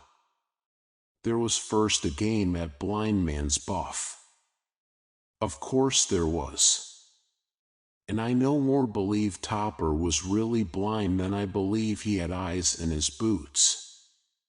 My opinion is that it was a done thing between him and Scrooge's nephew, and that the ghost of Christmas present knew it.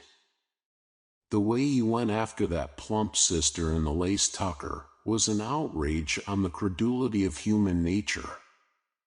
Knocking down the fire irons, tumbling over the chairs, bumping up against the piano, smothering himself among the curtains, wherever she went, there went he. He always knew where the plump sister was. He wouldn't catch anybody else. If you had fallen up against him, as some of them did, and stood there, he would have made a feint of endeavoring to seize you, which would have been an affront to your understanding, and would instantly have sidled off in the direction of the plump sister. She often cried out that it wasn't fair, and it really was not.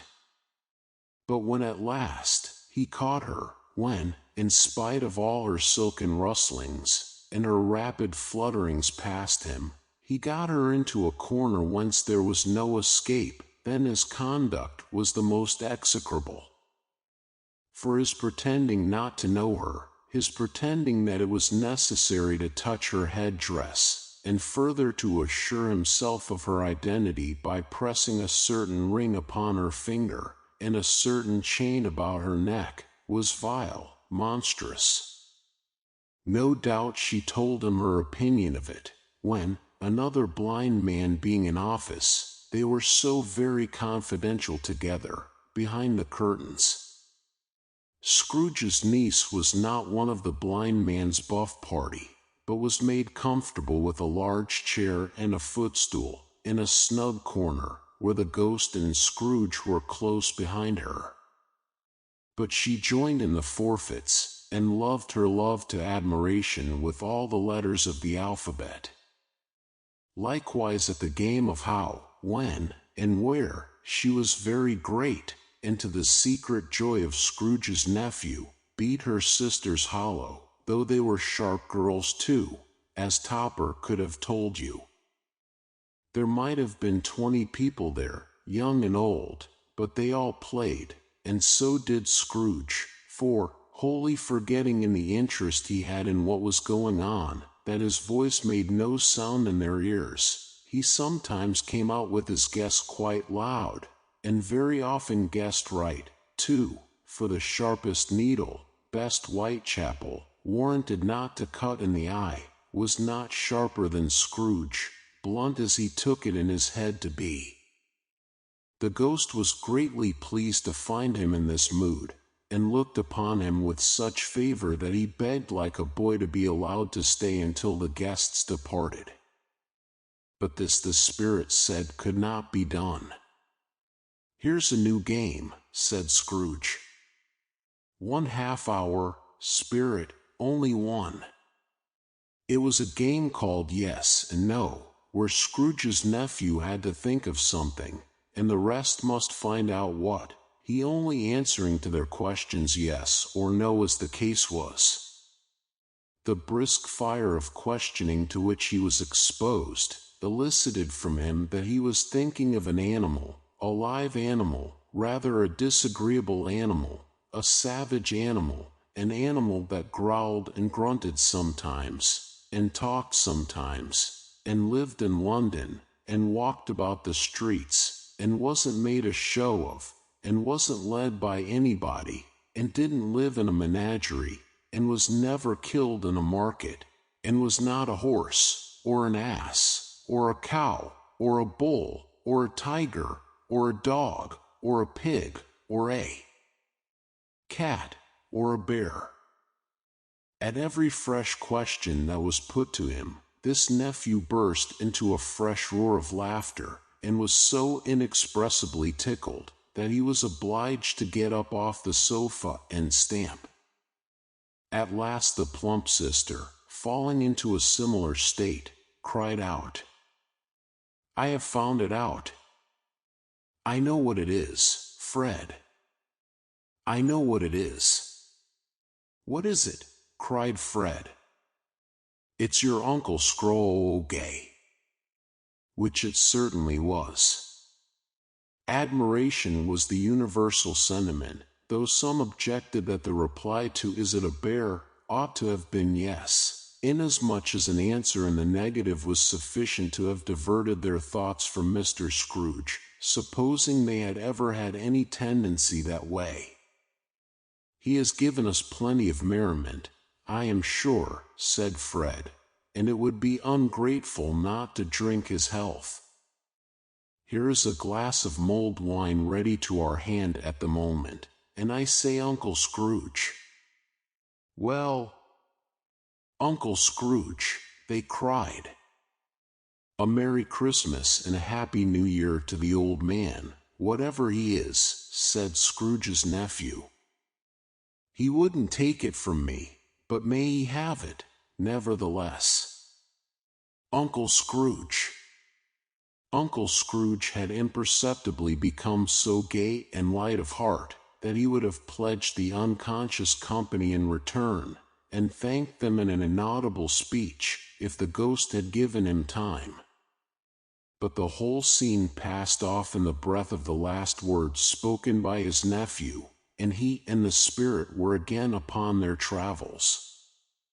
Much they saw, and far they went, and many homes they visited, but always with a happy end. The spirit stood beside sick beds, and they were cheerful, on foreign lands, and they were close at home, by struggling men, and they were patient in their greater hope, by poverty, and it was rich. In almshouse, hospital, and jail, in misery's every refuge, where vain man in his little brief authority had not made fast the door, and barred the spirit out, he left his blessing, and taught Scrooge's precepts. It was a long night, if it were only a night, but Scrooge had his doubts of this, because the Christmas holidays appeared to be condensed into the space of time they passed together. It was strange, too, that while Scrooge remained unaltered in his outward form, the ghost grew older, clearly older. Scrooge had observed this change, but never spoke of it, until they left a children's 12th night party, when, looking at the spirit as they stood together in an open place, he noticed that its hair was gray. "Are spirits' lives so short?" asked Scrooge. "My life upon this globe is very brief," replied the ghost. "It ends tonight." "Tonight!" cried Scrooge. "Tonight at midnight." "Hark! The time is drawing near." The chimes were ringing the 11:75 at that moment. "Forgive me if I am not justified in what I ask," said Scrooge, looking intently at the spirit's robe, "but I see something strange, and not belonging to yourself, protruding from your skirts. Is it a foot or a claw?" "It might be a claw, for the flesh there is upon it," was the spirit's sorrowful reply. "Look here." From the foldings of its robe, it brought 2 children, wretched, abject, frightful, hideous, miserable. They knelt down at its feet, and clung upon the outside of its garment. "Oh, man! Look here." Look, down here," exclaimed the ghost. They were a boy and girl. Yellow, meager, ragged, scowling, wolfish, but prostrate, too, in their humility. Where graceful youth should have filled their features out, and touched them with its freshest tints, a stale and shriveled hand, like that of age, had pinched, and twisted them, and pulled them into shreds. Where angels might have sat enthroned, devils lurked, and glared out menacing. No change, no degradation, no perversion of humanity, in any grade, through all the mysteries of wonderful creation, has monsters half so horrible and dread. Scrooge started back, appalled. Having them shown to him in this way, he tried to say they were fine children, but the words choked themselves, rather than be parties to a lie of such enormous magnitude. "Spirit, are they yours?" Scrooge could say no more. "They are man's," said the spirit, looking down upon them. "And they cling to me, appealing from their fathers. This boy is ignorance. This girl is want. Beware them both, and all of their degree, but most of all beware this boy, for on his brow I see that written which is doom, unless the writing be erased." "Deny it," cried the spirit, stretching out its hand towards the city. "Slander those who tell it ye. Admit it for your factious purposes, and make it worse. And bide the end. Have they no refuge or resource?" cried Scrooge. "Are there no prisons?" said the spirit, turning on him for the last time with his own words. "Are there no workhouses?" The bell struck 12. Scrooge looked about him for the ghost, and saw it not. As the last stroke ceased to vibrate, he remembered the prediction of old Jacob Marley, and lifting up his eyes, beheld a solemn phantom, draped and hooded, coming, like a mist along the ground, towards him. Stave 4. The last of the spirits. The phantom slowly, gravely, silently, approached. When it came near him, Scrooge bent down upon his knee, for in the very air through which this spirit moved it seemed to scatter gloom and mystery. It was shrouded in a deep black garment, which concealed its head, its face, its form, and left nothing of it visible save one outstretched hand. But for this it would have been difficult to detach its figure from the night, and separate it from the darkness by which it was surrounded. He felt that it was tall and stately when it came beside him, and that its mysterious presence filled him with a solemn dread. He knew no more, for the spirit neither spoke nor moved. "I am in the presence of the ghost of Christmas yet to come," said Scrooge. The spirit answered not, but pointed downward with its hand. "You are about to show me shadows of the things that have not happened, but will happen in the time before us," Scrooge pursued. "Is that so, spirit?" The upper portion of the garment was contracted for an instant in its folds, as if the spirit had inclined its head. That was the only answer he received. Although well used to ghostly company by this time, Scrooge feared the silent shape so much that his legs trembled beneath him, and he found that he could hardly stand when he prepared to follow it. The spirit paused a moment, as observing his condition, and giving him time to recover. But Scrooge was all the worse for this. It thrilled him with a vague, uncertain horror to know that behind the dusky shroud there were ghostly eyes intently fixed upon him, while he, though he stretched his own to the utmost, could see nothing but a spectral hand and one great heap of black. "Ghost of the future," he exclaimed, "I fear you more than any spectre I have seen. But, as I know your purpose is to do me good, and as I hope to live to be another man from what I was, I am prepared to bear you company, and do it with a thankful heart. Will you not speak to me?" It gave him no reply. The hand was pointed straight before them. "Lead on," said Scrooge. "Lead on. The night is waning fast, and it is precious time to me, I know. Lead on, spirit." The phantom moved away as it had come towards him. Scrooge followed in the shadow of its dress, which bore him up, he thought, and carried him along. They scarcely seemed to enter the city, for the city rather seemed to spring up about them, and encompass them of its own act. But there they were, in the heart of it, on 'change, amongst the merchants, who hurried up and down, and chinked the money in their pockets, and conversed in groups, and looked at their watches, and trifled thoughtfully with their great gold seals, and so forth, as Scrooge had seen them often. The spirit stopped beside one little knot of business men. Observing that the hand was pointed to them, Scrooge advanced to listen to their talk. "No," said a great fat man with a monstrous chin, "I don't know much about it, either way. I only know he's dead." "When did he die?" inquired another. "Last night, I believe." "Why, what was the matter with him?" asked a third, taking a vast quantity of snuff out of a very large snuff-box. "I thought he'd never die." "God knows," said the first, with a yawn. "What has he done with his money?"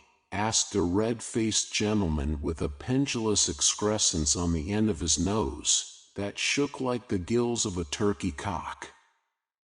"I haven't heard," said the man with the large chin, yawning again. "Left it to his company, perhaps." "He hasn't left it to me."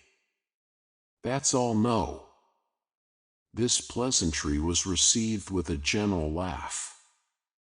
"It's likely to be a very cheap funeral," said the same speaker, "for upon my life I don't know of anybody to go to it. Suppose we make up a party and volunteer?" "I don't mind going if a lunch is provided," observed the gentleman with the excrescence on his nose. "But I must be fed, if I make one." Another laugh. "Well, I am the most disinterested among you, after all," said the first speaker, "for I never wear black gloves, and I never eat lunch. But I'll offer to go, if anybody else will. When I come to think of it, I'm not at all sure that I wasn't his most particular friend, for we used to stop and speak whenever we met.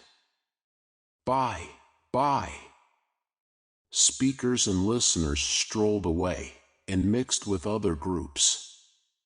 Scrooge knew the men, and looked towards the spirit for an explanation. The phantom glided on into a street. Its finger pointed to two persons meeting. Scrooge listened again, thinking that the explanation might lie here. He knew these men, also, perfectly. They were men of business, very wealthy, and of great importance. He had made a point always of standing well in their esteem, in a business point of view, that is, strictly in a business point of view. "How are you?" said one. "How are you?" returned the other. "Well," said the first, "Old Scratch has got his own at last, hey?" "So I am told," returned the second. "Cold, isn't it? Seasonable for Christmas time. You're not a skater, I suppose?" "No. No. Something else to think of.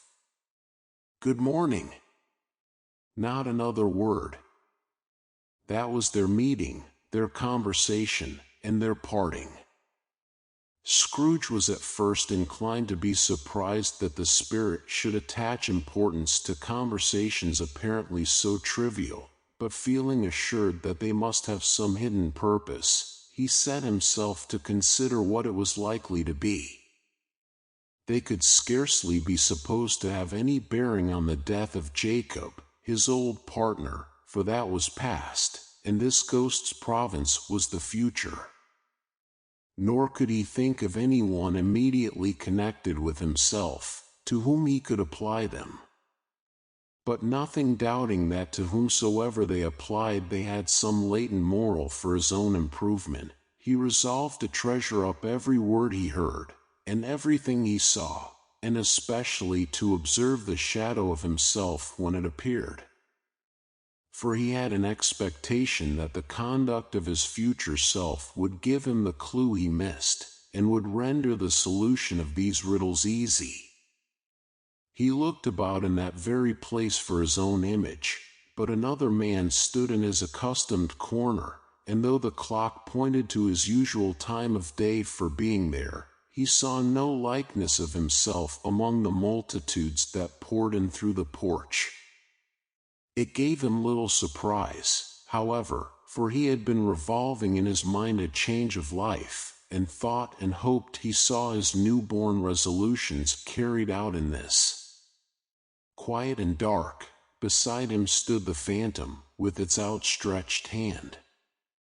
When he roused himself from his thoughtful quest, he fancied from the turn of the hand, and its situation in reference to himself, that the unseen eyes were looking at him keenly. It made him shudder, and feel very cold. They left the busy scene, and went into an obscure part of the town, where Scrooge had never penetrated before, although he recognized its situation, and its bad repute. The ways were foul and narrow, the shops and houses wretched, the people half-naked, drunken, slipshod, ugly. Alleys and archways, like so many cesspools, disgorged their offenses of smell, and dirt, and life, upon the straggling streets, and the whole quarter reeked with crime, with filth, and misery. Far in this den of infamous resort, there was a low-browed, beetling shop, below a penthouse roof where iron, old rags, bottles, bones, and greasy offal were bought. Upon the floor within, were piled up heaps of rusty keys, nails, chains, hinges, files, scales, weights, and refuse iron of all kinds. Secrets that few would like to scrutinize were bred and hidden in mountains of unseemly rags, masses of corrupted fat, and sepulchres of bones. Sitting in among the wares he dealt in, by a charcoal stove, made of old bricks, was a gray-haired rascal, nearly 70 years of age, who had screened himself from the cold air without, by a fussy curtaining of miscellaneous tatters, hung upon a line, and smoked his pipe in all the luxury of calm retirement. Scrooge and the Phantom came into the presence of this man, just as a woman with a heavy bundle slunk into the shop. But she had scarcely entered, when another woman, similarly laden, came in too, and she was closely followed by a man in faded black, who was no less startled by the sight of them than they had been upon the recognition of each other. After a short period of blank astonishment, in which the old man with the pipe had joined them, they all three burst into a laugh. "Let the charwoman alone to be the first," cried she who had entered first. "Let the laundress alone to be the second, and let the undertaker's man alone to be the third. Look here, old Joe, here's a chance. If we haven't all three met here without meaning it." "You couldn't have met in a better place," said old Joe, removing his pipe from his mouth. "Come into the parlor. You were made free of it long ago, you know, and the other two ain't strangers. Stop till I shut the door of the shop. Ah, how it squeaks! There ain't such a rusty bit of metal in the place as its own hinges, I believe, and I'm sure there's no such old bones here as mine. Ha, ha! We're all suitable to our calling, we're well matched. Come into the parlor. Come into the parlor." The parlor was the space behind the screen of rags. The old man raked the fire together with an old stair-rod, and having trimmed his smoky lamp, for it was night, with the stem of his pipe, put it in his mouth again. While he did this, the woman who had already spoken threw her bundle on the floor and sat down in a flaunting manner on a stool, crossing her elbows on her knees, and looking with a bold defiance at the other two. "What odds, then?" "What odds, Mrs. Dilber?" said the woman. "Every person has a right to take care of themselves. He always did." "That's true, indeed," said the laundress. "No man more so." "Why, then, don't stand staring as if you was afraid, woman. Who's the wiser? We're not going to pick holes in each other's coats, I suppose." "No, indeed," said Mrs. Dilber and the man together. "We should hope not." "Very well, then," cried the woman. "That's enough. Who's the worse for the loss of a few things like these? Not a dead man, I suppose." "No, indeed," said Mrs. Dilber, laughing. "If he wanted to keep him after he was dead, a wicked old screw," pursued the woman, "why wasn't he natural in his lifetime? If he had been, he'd have had somebody to look after him when he was struck with death, instead of lying gasping out his last there, alone by himself." "It's the truest word that ever was spoke," said Mrs. Dilber. "It's a judgment on him." "I wish it was a little heavier one," replied the woman, "and it should have been, you may depend upon it, if I could have laid my hands on anything else. Open that bundle, old Joe, and let me know the value of it." Speak out plain. I'm not afraid to be the first, nor afraid for them to see it. We knew pretty well that we were helping ourselves, before we met here, I believe. It's no sin. Open the bundle, Joe. But the gallantry of her friends would not allow of this, and the man in faded black, mounting the breach first, produced his plunder. It was not extensive. A seal or two, a pencil case, a pair of sleeve buttons, and a brooch of no great value, were all. They were severally examined and appraised by old Joe, who chalked the sums he was disposed to give for each upon the wall, and added them up into a total when he found that there was nothing more to come. "That's your account," said Joe, "and I wouldn't give another 6pence, if I was to be boiled for not doing it." "Who's next?" Mrs. Thilbear was next. Sheets and towels, a little wearing apparel, 2 old-fashioned silver teaspoons, a pair of sugar tongs, and a few boots. Her account was stated on the wall in the same manner. "I always give too much to ladies.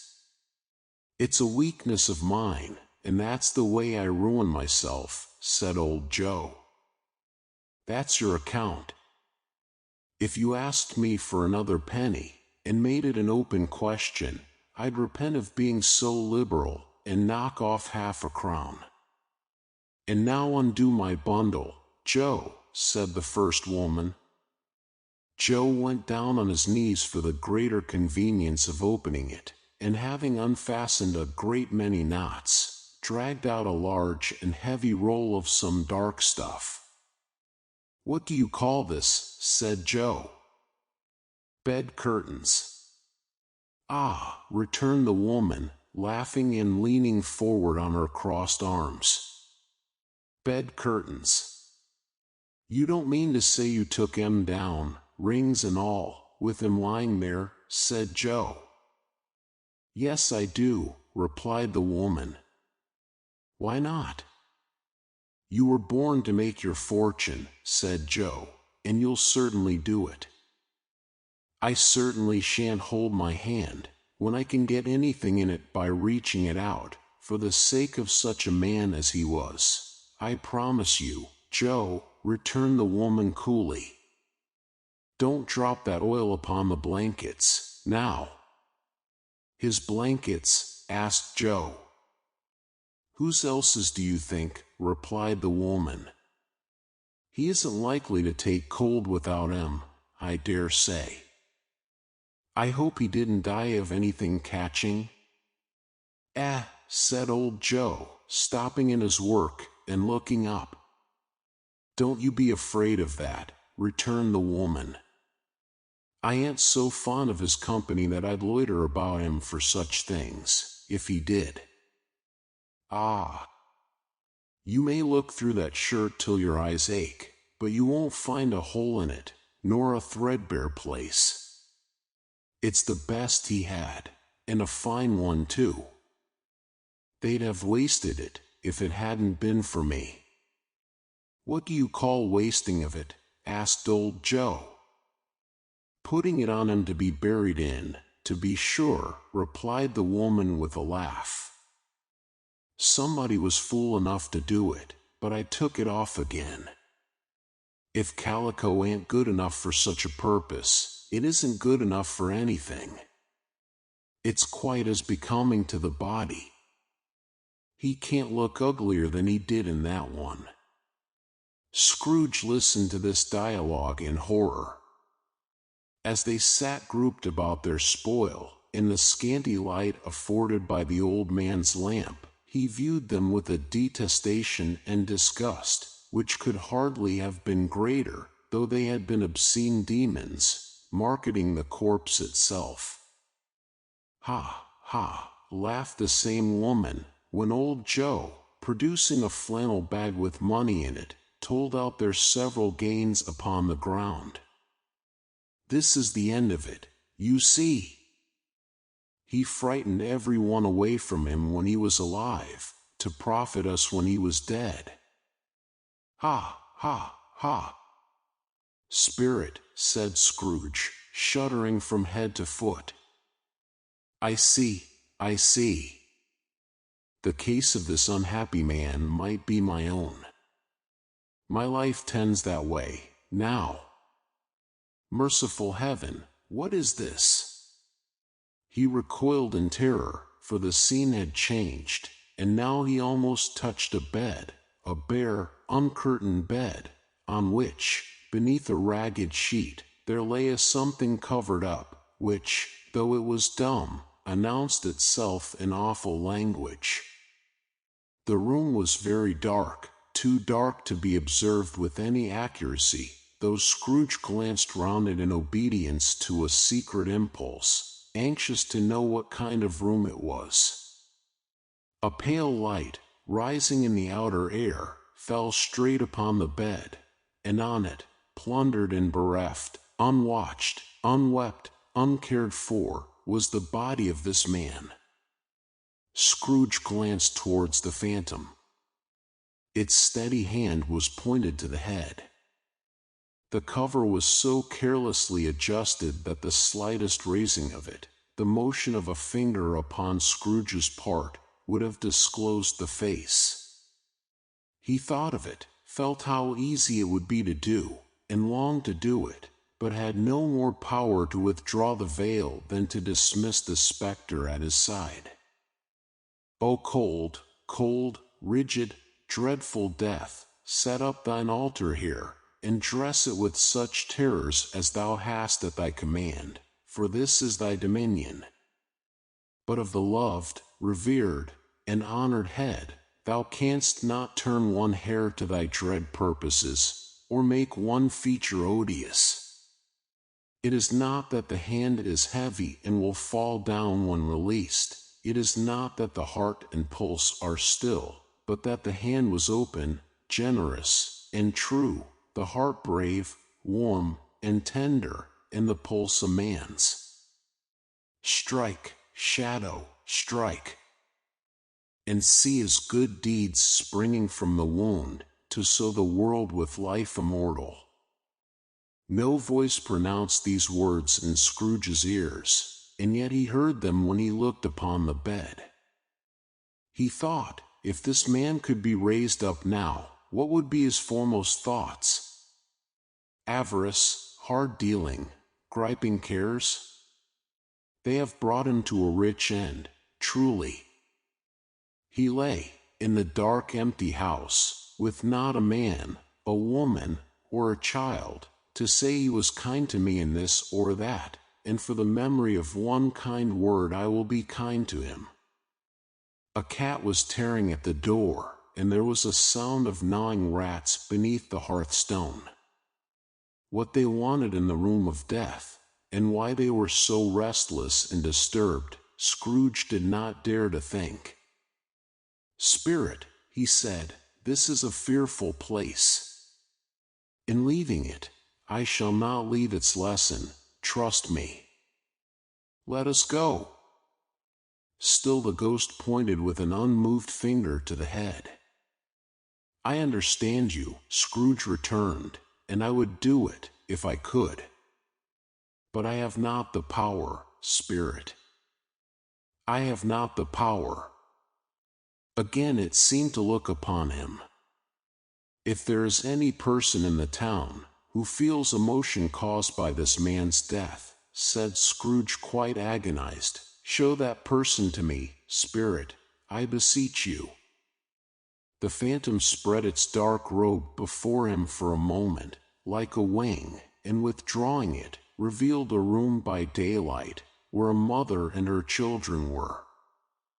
She was expecting someone, and with anxious eagerness, for she walked up and down the room, started at every sound, looked out from the window, glanced at the clock, tried, but in vain, to work with her needle, and could hardly bear the voices of the children in their play.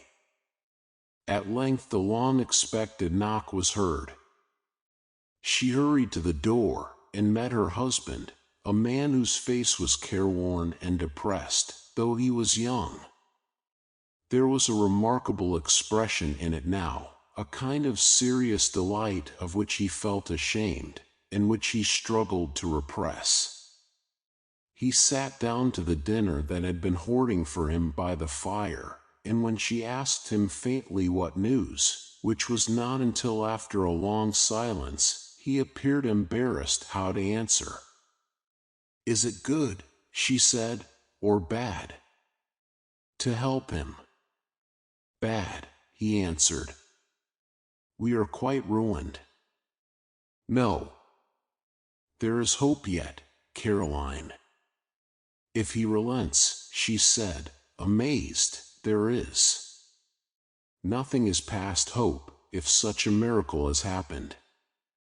"He is past relenting," said her husband. "He is dead."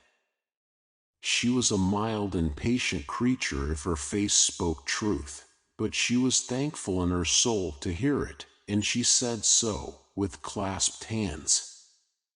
She prayed forgiveness the next moment, and was sorry, but the first was the emotion of her heart. "What the half-drunken woman whom I told you of last night said to me, when I tried to see him and obtain a week's delay, and what I thought was a mere excuse to avoid me, turns out to have been quite true. He was not only very ill, but dying, then. To whom will our debt be transferred? I don't know. But before that time we shall be ready with the money, and even though we were not, it would be bad fortune indeed to find so merciless a creditor and his successor. We may sleep tonight with light hearts, Caroline." Yes. Soften it as they would, their hearts were lighter. The children's faces hushed, and clustered round to hear what they so little understood, were brighter, and it was a happier house for this man's death. The only emotion that the ghost could show him, caused by the event, was one of pleasure. "Let me see some tenderness connected with a death," said Scrooge, "or that dark chamber, spirit, which we left just now, will be forever present to me." The ghost conducted him through several streets familiar to his feet, and as they went along, Scrooge looked here and there to find himself, but nowhere was he to be seen. They entered poor Bob Cratchit's house, the dwelling he had visited before, and found the mother and the children seated round the fire. Quiet. Very quiet. The noisy little Cratchits were as still as statues in one corner, and sat looking up at Peter, who had a book before him. The mother and her daughters were engaged in sewing. But surely they were very quiet. And he took a child, and set him in the midst of them. Where had Scrooge heard those words? He had not dreamed them. The boy must have read them out, as he and the spirit crossed the threshold. Why did he not go on? The mother laid her work upon the table, and put her hand up to her face. "The color hurts my eyes," she said. "The color? Ah, poor Tiny Tim." "They're better now again," said Cratchit's wife. "It makes them weak by candlelight, and I wouldn't show weak eyes to your father when he comes home, for the world. It must be near his time." "Past it rather," Peter answered, shutting up his book. "But I think he's walked a little slower than he used, these few last evenings, mother." They were very quiet again. At last she said, and in a steady, cheerful voice, that only faltered once, I have known him walk with Tiny Tim upon his shoulder, very fast indeed." "And so have I," cried Peter. "Often." "And so have I," exclaimed another. So had all. But he was very light to carry, she resumed, intent upon her work, and his father loved him so, that it was no trouble, no trouble. And there is your father at the door. She hurried out to meet him, and little Bob and his comforter, he had need of it, poor fellow, came in. His tea was ready for him on the hob, and they all tried who should help him to it most. Then the two young Cratchits got upon his knees and laid, each child a little cheek, against his face, as if they said, "Don't mind it, father. Don't be grieved." Bob was very cheerful with them, and spoke pleasantly to all the family. He looked at the work upon the table, and praised the industry and speed of Mrs. Cratchit and the girls. They would be done long before Sunday, he said. Sunday. You went today then, Robert? Said his wife. Yes, my dear, returned Bob. I wish you could have gone. It would have done you good to see how green a place it is. But you'll see it often. I promised him that I would walk there on a Sunday. My little child, cried Bob. My little child. He broke down all at once. He couldn't help it. If he could have helped it, he and his child would have been farther apart perhaps than they were. He left the room, and went upstairs into the room above, which was lighted cheerfully, and hung with Christmas. There was a chair set close beside the child, and there were signs of someone having been there lately. Poor Bob sat down in it, and when he had thought a little and composed himself, he kissed the little face. He was reconciled to what had happened, and went down again quite happy. They drew about the fire, and talked, the girls and mother working still. Bob told them of the extraordinary kindness of Mr. Scrooge's nephew, whom he had scarcely seen but once, and who, meeting him in the street that day, and seeing that he looked just a little down, you know, said Bob, inquired what had happened to distress him. On which, said Bob, for he is the pleasantest spoken gentleman you ever heard, I told him. I am heartily sorry for it, Mr. Cratchit, he said, and heartily sorry for your good wife. By the by, how he ever knew that, I don't know. Knew what, my dear? Why, that you were a good wife, replied Bob. Everybody knows that, said Peter. Very well observed, my boy, cried Bob. I hope they do. Heartily sorry, he said, for your good wife. If I can be of service in you in any way, he said, giving me his card, that's where I live. Pray come to me.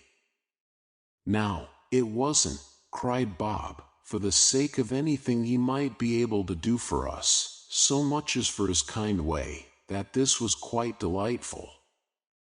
It really seemed as if he had known our Tiny Tim, and felt with us. I'm sure he's a good soul, said Mrs. Cratchit.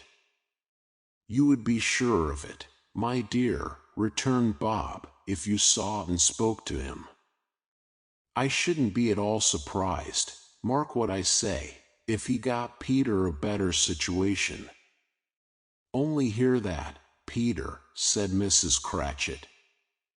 And then, cried one of the girls, Peter will be keeping company with someone, and setting up for himself. Get along with you, retorted Peter, grinning. It's just as likely as not, said Bob, one of these days, though there's plenty of time for that, my dear. But however and whenever we part from one another, I am sure we shall none of us forget poor Tiny Tim, shall we, or this first parting that there was among us? Never, father, cried they all. And I know, said Bob, I know, my dears, that when we recollect how patient and how mild he was, although he was a little child, we shall not quarrel easily among ourselves, and forget poor Tiny Tim in doing it. No, never, father, they all cried again. I am very happy, said little Bob, I am very happy. Mrs. Cratchit kissed him, his daughters kissed him, the two young Cratchits kissed him, and Peter and himself shook hands.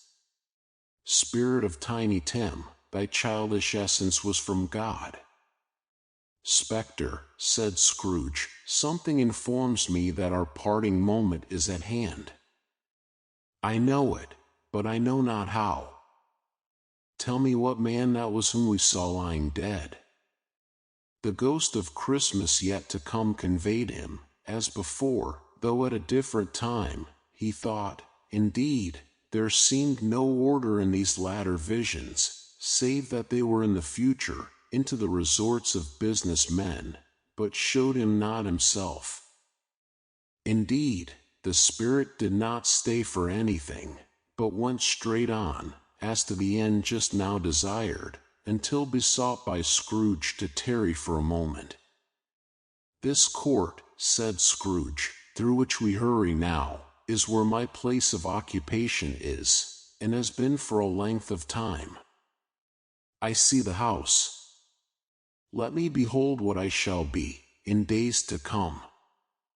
The spirit stopped, the hand was pointed elsewhere. The house is yonder, Scrooge exclaimed. Why do you point away? The inexorable finger underwent no change. Scrooge hastened to the window of his office, and looked in. It was an office still, but not his. The furniture was not the same, and the figure in the chair was not himself. The phantom pointed as before. He joined it once again, and wondering why and whither he had gone, accompanied it until they reached an iron gate. He paused to look round before entering. A churchyard. Here, then, the wretched man whose name he had now to learn, lay underneath the ground. It was a worthy place. Walled in by houses, overrun by grass and weeds, the growth of vegetation's death, not life, choked up with too much burying, fat with replete appetite. A worthy place. The spirit stood among the graves, and pointed down to one. He advanced towards it trembling. The phantom was exactly as it had been, but he dreaded that he saw new meaning in its solemn shape.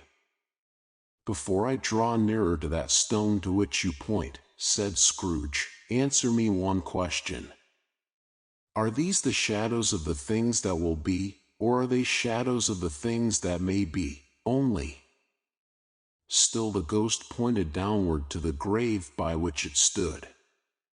Men's courses will foreshadow certain ends, to which, if persevered in, they must lead, said Scrooge. But if the courses be departed from, the ends will change. Say it is thus with what you show me. The spirit was immovable as ever. Scrooge crept towards it, trembling as he went, and following the finger, read upon the stone of the neglected grave his own name, Ebenezer Scrooge.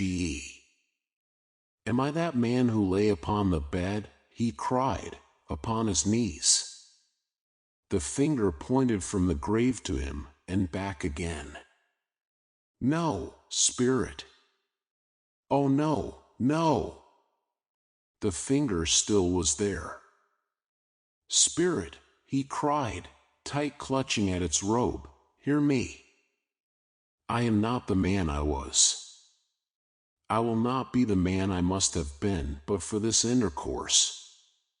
Why show me this, if I am past all hope?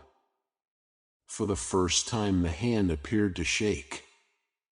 Good spirit, he pursued, as down upon the ground he fell before it, your nature intercedes for me, and pities me.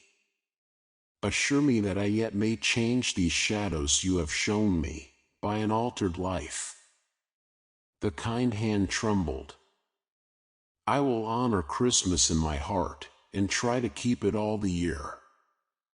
I will live in the past, the present, and the future. The spirits of all three shall strive within me.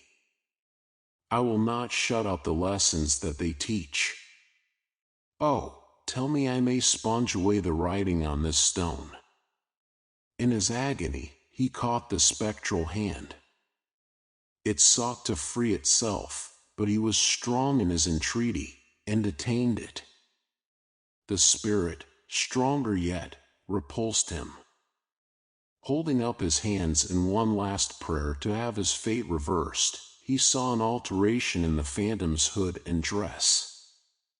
It shrunk, collapsed, and dwindled down into a bedpost. Stave 5. The end of it. Yes. And the bedpost was his own. The bed was his own, the room was his own. Best and happiest of all, the time before him was his own, to make amends in. I will live in the past, the present, and the future. Scrooge repeated, as he scrambled out of bed. The spirits of all three shall strive within me. O Jacob Marley! Heaven and the Christmas time be praised for this. I say it on my knees, old Jacob, on my knees. He was so fluttered and so glowing with his good intentions, that his broken voice would scarcely answer to his call. He had been sobbing violently in his conflict with the spirit, and his face was wet with tears. They are not torn down, cried Scrooge, folding one of his bed curtains in his arms. They are not torn down, rings and all. They are here, I am here, the shadows of the things that would have been, may be dispelled. They will be. I know they will. His hands were busy with his garments all this time, turning them inside out, putting them on upside down, tearing them, mislaying them, making them parties to every kind of extravagance. I don't know what to do, cried Scrooge, laughing and crying in the same breath, and making a perfect Laocoon of himself with his stockings. I am as light as a feather, I am as happy as an angel, I am as merry as a schoolboy. I am as giddy as a drunken man. A Merry Christmas to everybody. A Happy New Year to all the world. Hello here. Whoop! Hello! He had frisked into the sitting room, and was now standing there, perfectly winded. There's the saucepan that the gruel was in, cried Scrooge, starting off again, and going round the fireplace. There's the door, by which the ghost of Jacob Marley entered. There's the corner where the ghost of Christmas present sat. There's the window where I saw the wandering spirits. It's all right, it's all true, it all happened. Ha ha ha. Really, for a man who had been out of practice for so many years, it was a splendid laugh, a most illustrious laugh. The father of a long, long line of brilliant laughs. I don't know what day of the month it is, said Scrooge. I don't know how long I've been among the spirits. I don't know anything. I'm quite a baby. Never mind. I don't care. I'd rather be a baby. Hello. Whoop.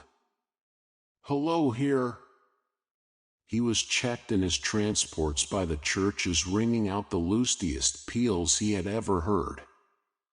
Clash, clang, hammer, ding, dong, bell. Bell, dong, ding, hammer, clang, clash. Oh, glorious, glorious. Running to the window, he opened it and put out his head. No fog, no mist, clear, bright, jovial, stirring, cold, cold, piping for the blood to dance to, golden sunlight, heavenly sky, sweet fresh air, merry bells. Oh, glorious, glorious. What's today? Cried Scrooge, calling downward to a boy in Sunday clothes, who perhaps had loitered in to look about him. Returned the boy, with all his might of wonder. What's today, my fine fellow? Said Scrooge. Today, replied the boy. Why, Christmas Day. It's Christmas Day, said Scrooge to himself. I haven't missed it. The spirits have done it all in one night. They can do anything they like. Of course they can. Of course they can. Hello, my fine fellow. Hello, returned the boy. Do you know the poulterers in the next street but one, at the corner? Scrooge inquired. I should hope I did, replied the lad. An intelligent boy, said Scrooge. A remarkable boy. Do you know whether they've sold the prize turkey that was hanging up there? Not the little prize turkey, the big one? What, the one as big as me? Returned the boy.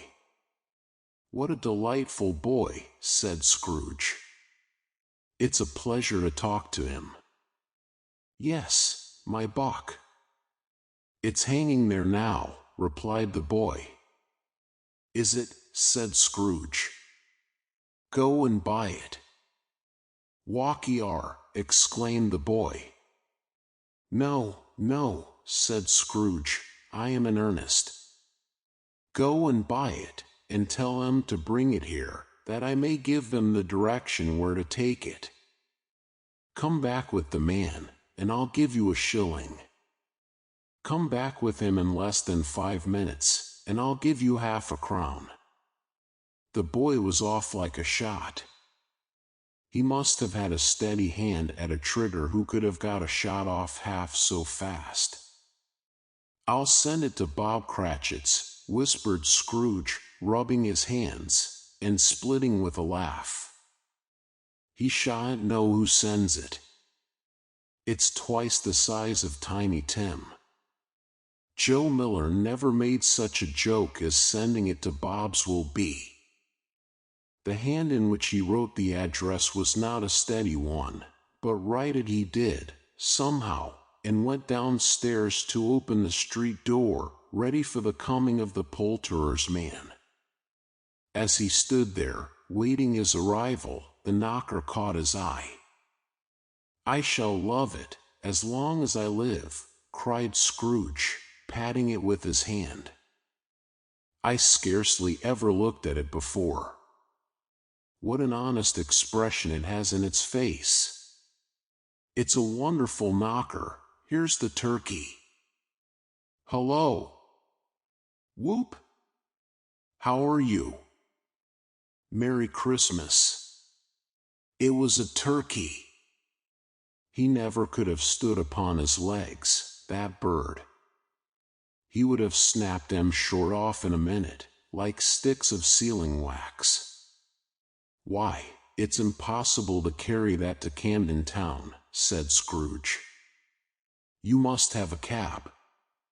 The chuckle with which he said this, and the chuckle with which he paid for the turkey, and the chuckle with which he paid for the cab, and the chuckle with which he recompensed the boy, were only to be exceeded by the chuckle with which he sat down breathless in his chair again, and chuckled till he cried. Shaving was not an easy task, for his hand continued to shake very much, and shaving requires attention, even when you don't dance while you are at it. But if he had cut the end of his nose off, he would have put a piece of sticking plaster over it, and been quite satisfied. He dressed himself all in his best, and at last got out into the streets. The people were by this time pouring forth, as he had seen them with the ghost of Christmas present, and walking with his hands behind him. Scrooge regarded every one with a delighted smile. He looked so irresistibly pleasant, in a word, that 3 or 4 good-humored fellows said, "Good morning, sir. A Merry Christmas to you."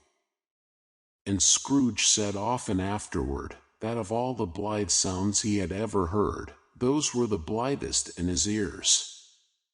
He had not gone far, when coming on towards him he beheld the portly gentleman, who had walked into his counting-house the day before and said, "Scrooge and Marley's, I believe." It sent a pang across his heart to think how this old gentleman would look upon him when they met, but he knew what path lay straight before him, and he took it. "My dear sir," said Scrooge, quickening his pace, and taking the old gentleman by both his hands. "How do you do? I hope you succeeded yesterday. It was very kind of you. A Merry Christmas to you, sir." "Mr. Scrooge?" "Yes," said Scrooge. "That is my name, and I fear it may not be pleasant to you. Allow me to ask your pardon. And will you have the goodness," here Scrooge whispered in his ear. "Lord bless me," cried the gentleman, as if his breath were gone. "My dear Mr. Scrooge, are you serious?" "If you please," said Scrooge. "Not a farthing less. A great many back payments are included in it, I assure you. Will you do me that favor?" "My dear sir," said the other, shaking hands with him, "I don't know what to say to such munify." "Don't say anything, please," retorted Scrooge. "Come and see me." "Will you come and see me?" "I will," cried the old gentleman. And it was clear he meant to do it. "Thank ye," said Scrooge. "I am much obliged to you. I thank you 50 times. Bless you." He went to church, and walked about the streets, and watched the people hurrying to and fro, and patted children on the head, and questioned beggars, and looked down into the kitchens of houses, and up to the windows, and found that everything could yield him pleasure. He had never dreamed that any walk, that anything, could give him so much happiness.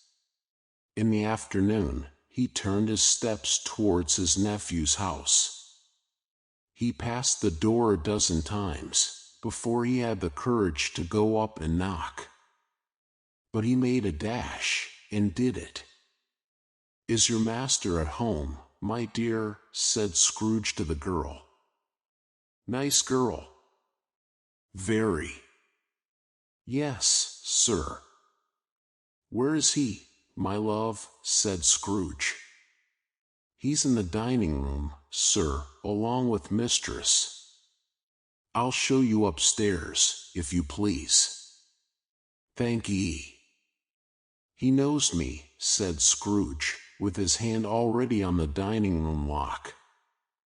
"I'll go in here, my dear." He turned it gently, and sidled his face in, round the door. They were looking at the table, which was spread out in great array, for these young housekeepers are always nervous on such points, and like to see that everything is right. "Fred," said Scrooge. "Dear heart alive, how is niece by marriage started?" Scrooge had forgotten, for the moment, about her sitting in the corner with the footstool, or he wouldn't have done it, on any account. "Why, bless my soul," cried Fred, "who's that?" "It's I, your Uncle Scrooge. I have come to dinner. Will you let me in, Fred?" "Let him in. It is a mercy he didn't shake his arm off. He was at home in 5 minutes. Nothing could be heartier. His niece looked just the same. So did Topper when he came. So did the plump sister when she came. So did everyone when they came.